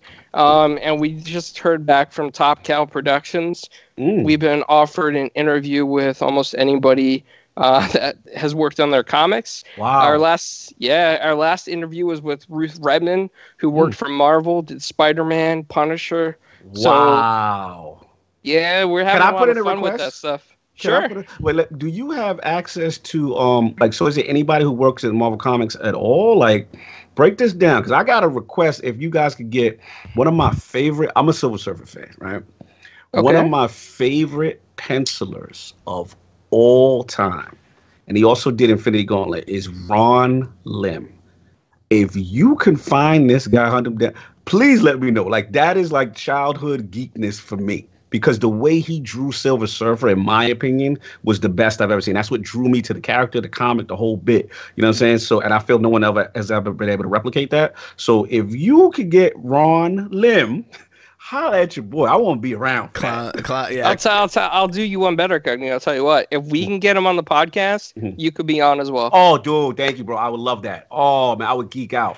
I'll be geeking like crazy, man. Definitely. If you can, man. Broad limb, bro. Like, let me see if I got my surfer toy here. Clouds, you know what that means? You're gonna have to sick Cody on them. Surfer out here, baby. There it is. Yep. There she is. Oh yeah, you know what? Another thing, Cognito, that I wanted to ask you about really quick before we got out of here. Is King's doing a new podcast. It's kind of like on the shorter side, but it's really cool how he like shows off his statue collection and stuff. What's going on with that? Where's King thinking about taking my brother? Where's my mind? Yo, King is killing it right now. Shout out to King, the king of statues. First of all, this man's man cave is epic. Please check him out. Right now, the time slot is Wednesdays at 7 a.m. He does a 2-part version of it. So basically, it's like 2 to 5 7-minute videos of one is actually describing the piece, you know, and obviously he has the premium pieces that us mortals can't afford. Oh my God. Some of those are like life size, for Christ's sake. Like, they're so detailed and so tall. I mean, like, I don't even want to know how much he spends on those. Bro, it is insane. Then he has the budget conscious things for people like us, the mortals, you know what I'm saying? In the 1/10 scale. But yeah, man, it's fantastic. King is, and he's got tons of content coming. He's putting it out so fast. I got to slow him down. I'm like, spread it out, bro. Like, he's got so much, man. I love what he's doing. He's in the process of building. He's got a whole section of his house where he's literally building out a man cave. You see a lot of it on ILP. You see part of it on ILP. That's not all of it. Like, I know what's cooking up, man. He's been doing this kind of thing for a long time. He's always tried to get me in it, and I'm just like, no, bro, I'm not trying to be broke. Like, I know what that does. I know how I can't control myself. I'll be wanting to spend my money on every statue from my childhood. Like, I get. But, yeah, man, it's fantastic. So King of Statues, every Wednesday, Iron Lord Podcast YouTube channel. He does one of the actual talking of it, the piece and everything. And then the second is a very detailed unboxing. And I'm proud of my brother, man. He's killing it right now. Yeah, it's just a flood of content. It goes beyond just the IOP thing now. I mean, lordsofgaming.net. I took a look at that site. It looks really good. And Thank you. You know, if he needs somebody to take care of those statues in his basement or man cave, you know, I can take a laptop and move in the closet down there, and I'll make sure that it's dusted, it's cleaned, you know, it shines, it sparkles. As long as he lets me touch them every now and then, I'm good. Wow. All right, I'm gonna send an application that Clouds is available and to take care of this. As long as you get your touch on. Yep. Absolutely. There you go. All right, individually, you can get in touch with us. Our names have been cycling below. Right now, it's just Twitter and Xbox, but next week, I think that's going to change. So look out for that. You'll find, you know, more ways you can get in touch with us individually. You know, if we're an Xbox, hit us up. If you want to play Anthem with Assassin, you know, send him a message. He loves new people, so hit him up. But I won't be on that Anthem until it drops down to 40, but that's just me. Anyway. Let's end it and say we'll see you guys next week. Maybe there'll be another one of Clowns' variant podcasts going on between now and then, but 200 next week. Episode 200. You gotta do something special, man. 200, y'all. Come on. And don't forget ILP this Sunday. We're taking it to the hoop. Oh yeah, Turbo. Let's go. Hell yeah. Yep. All right, we will see you guys later. Peace out.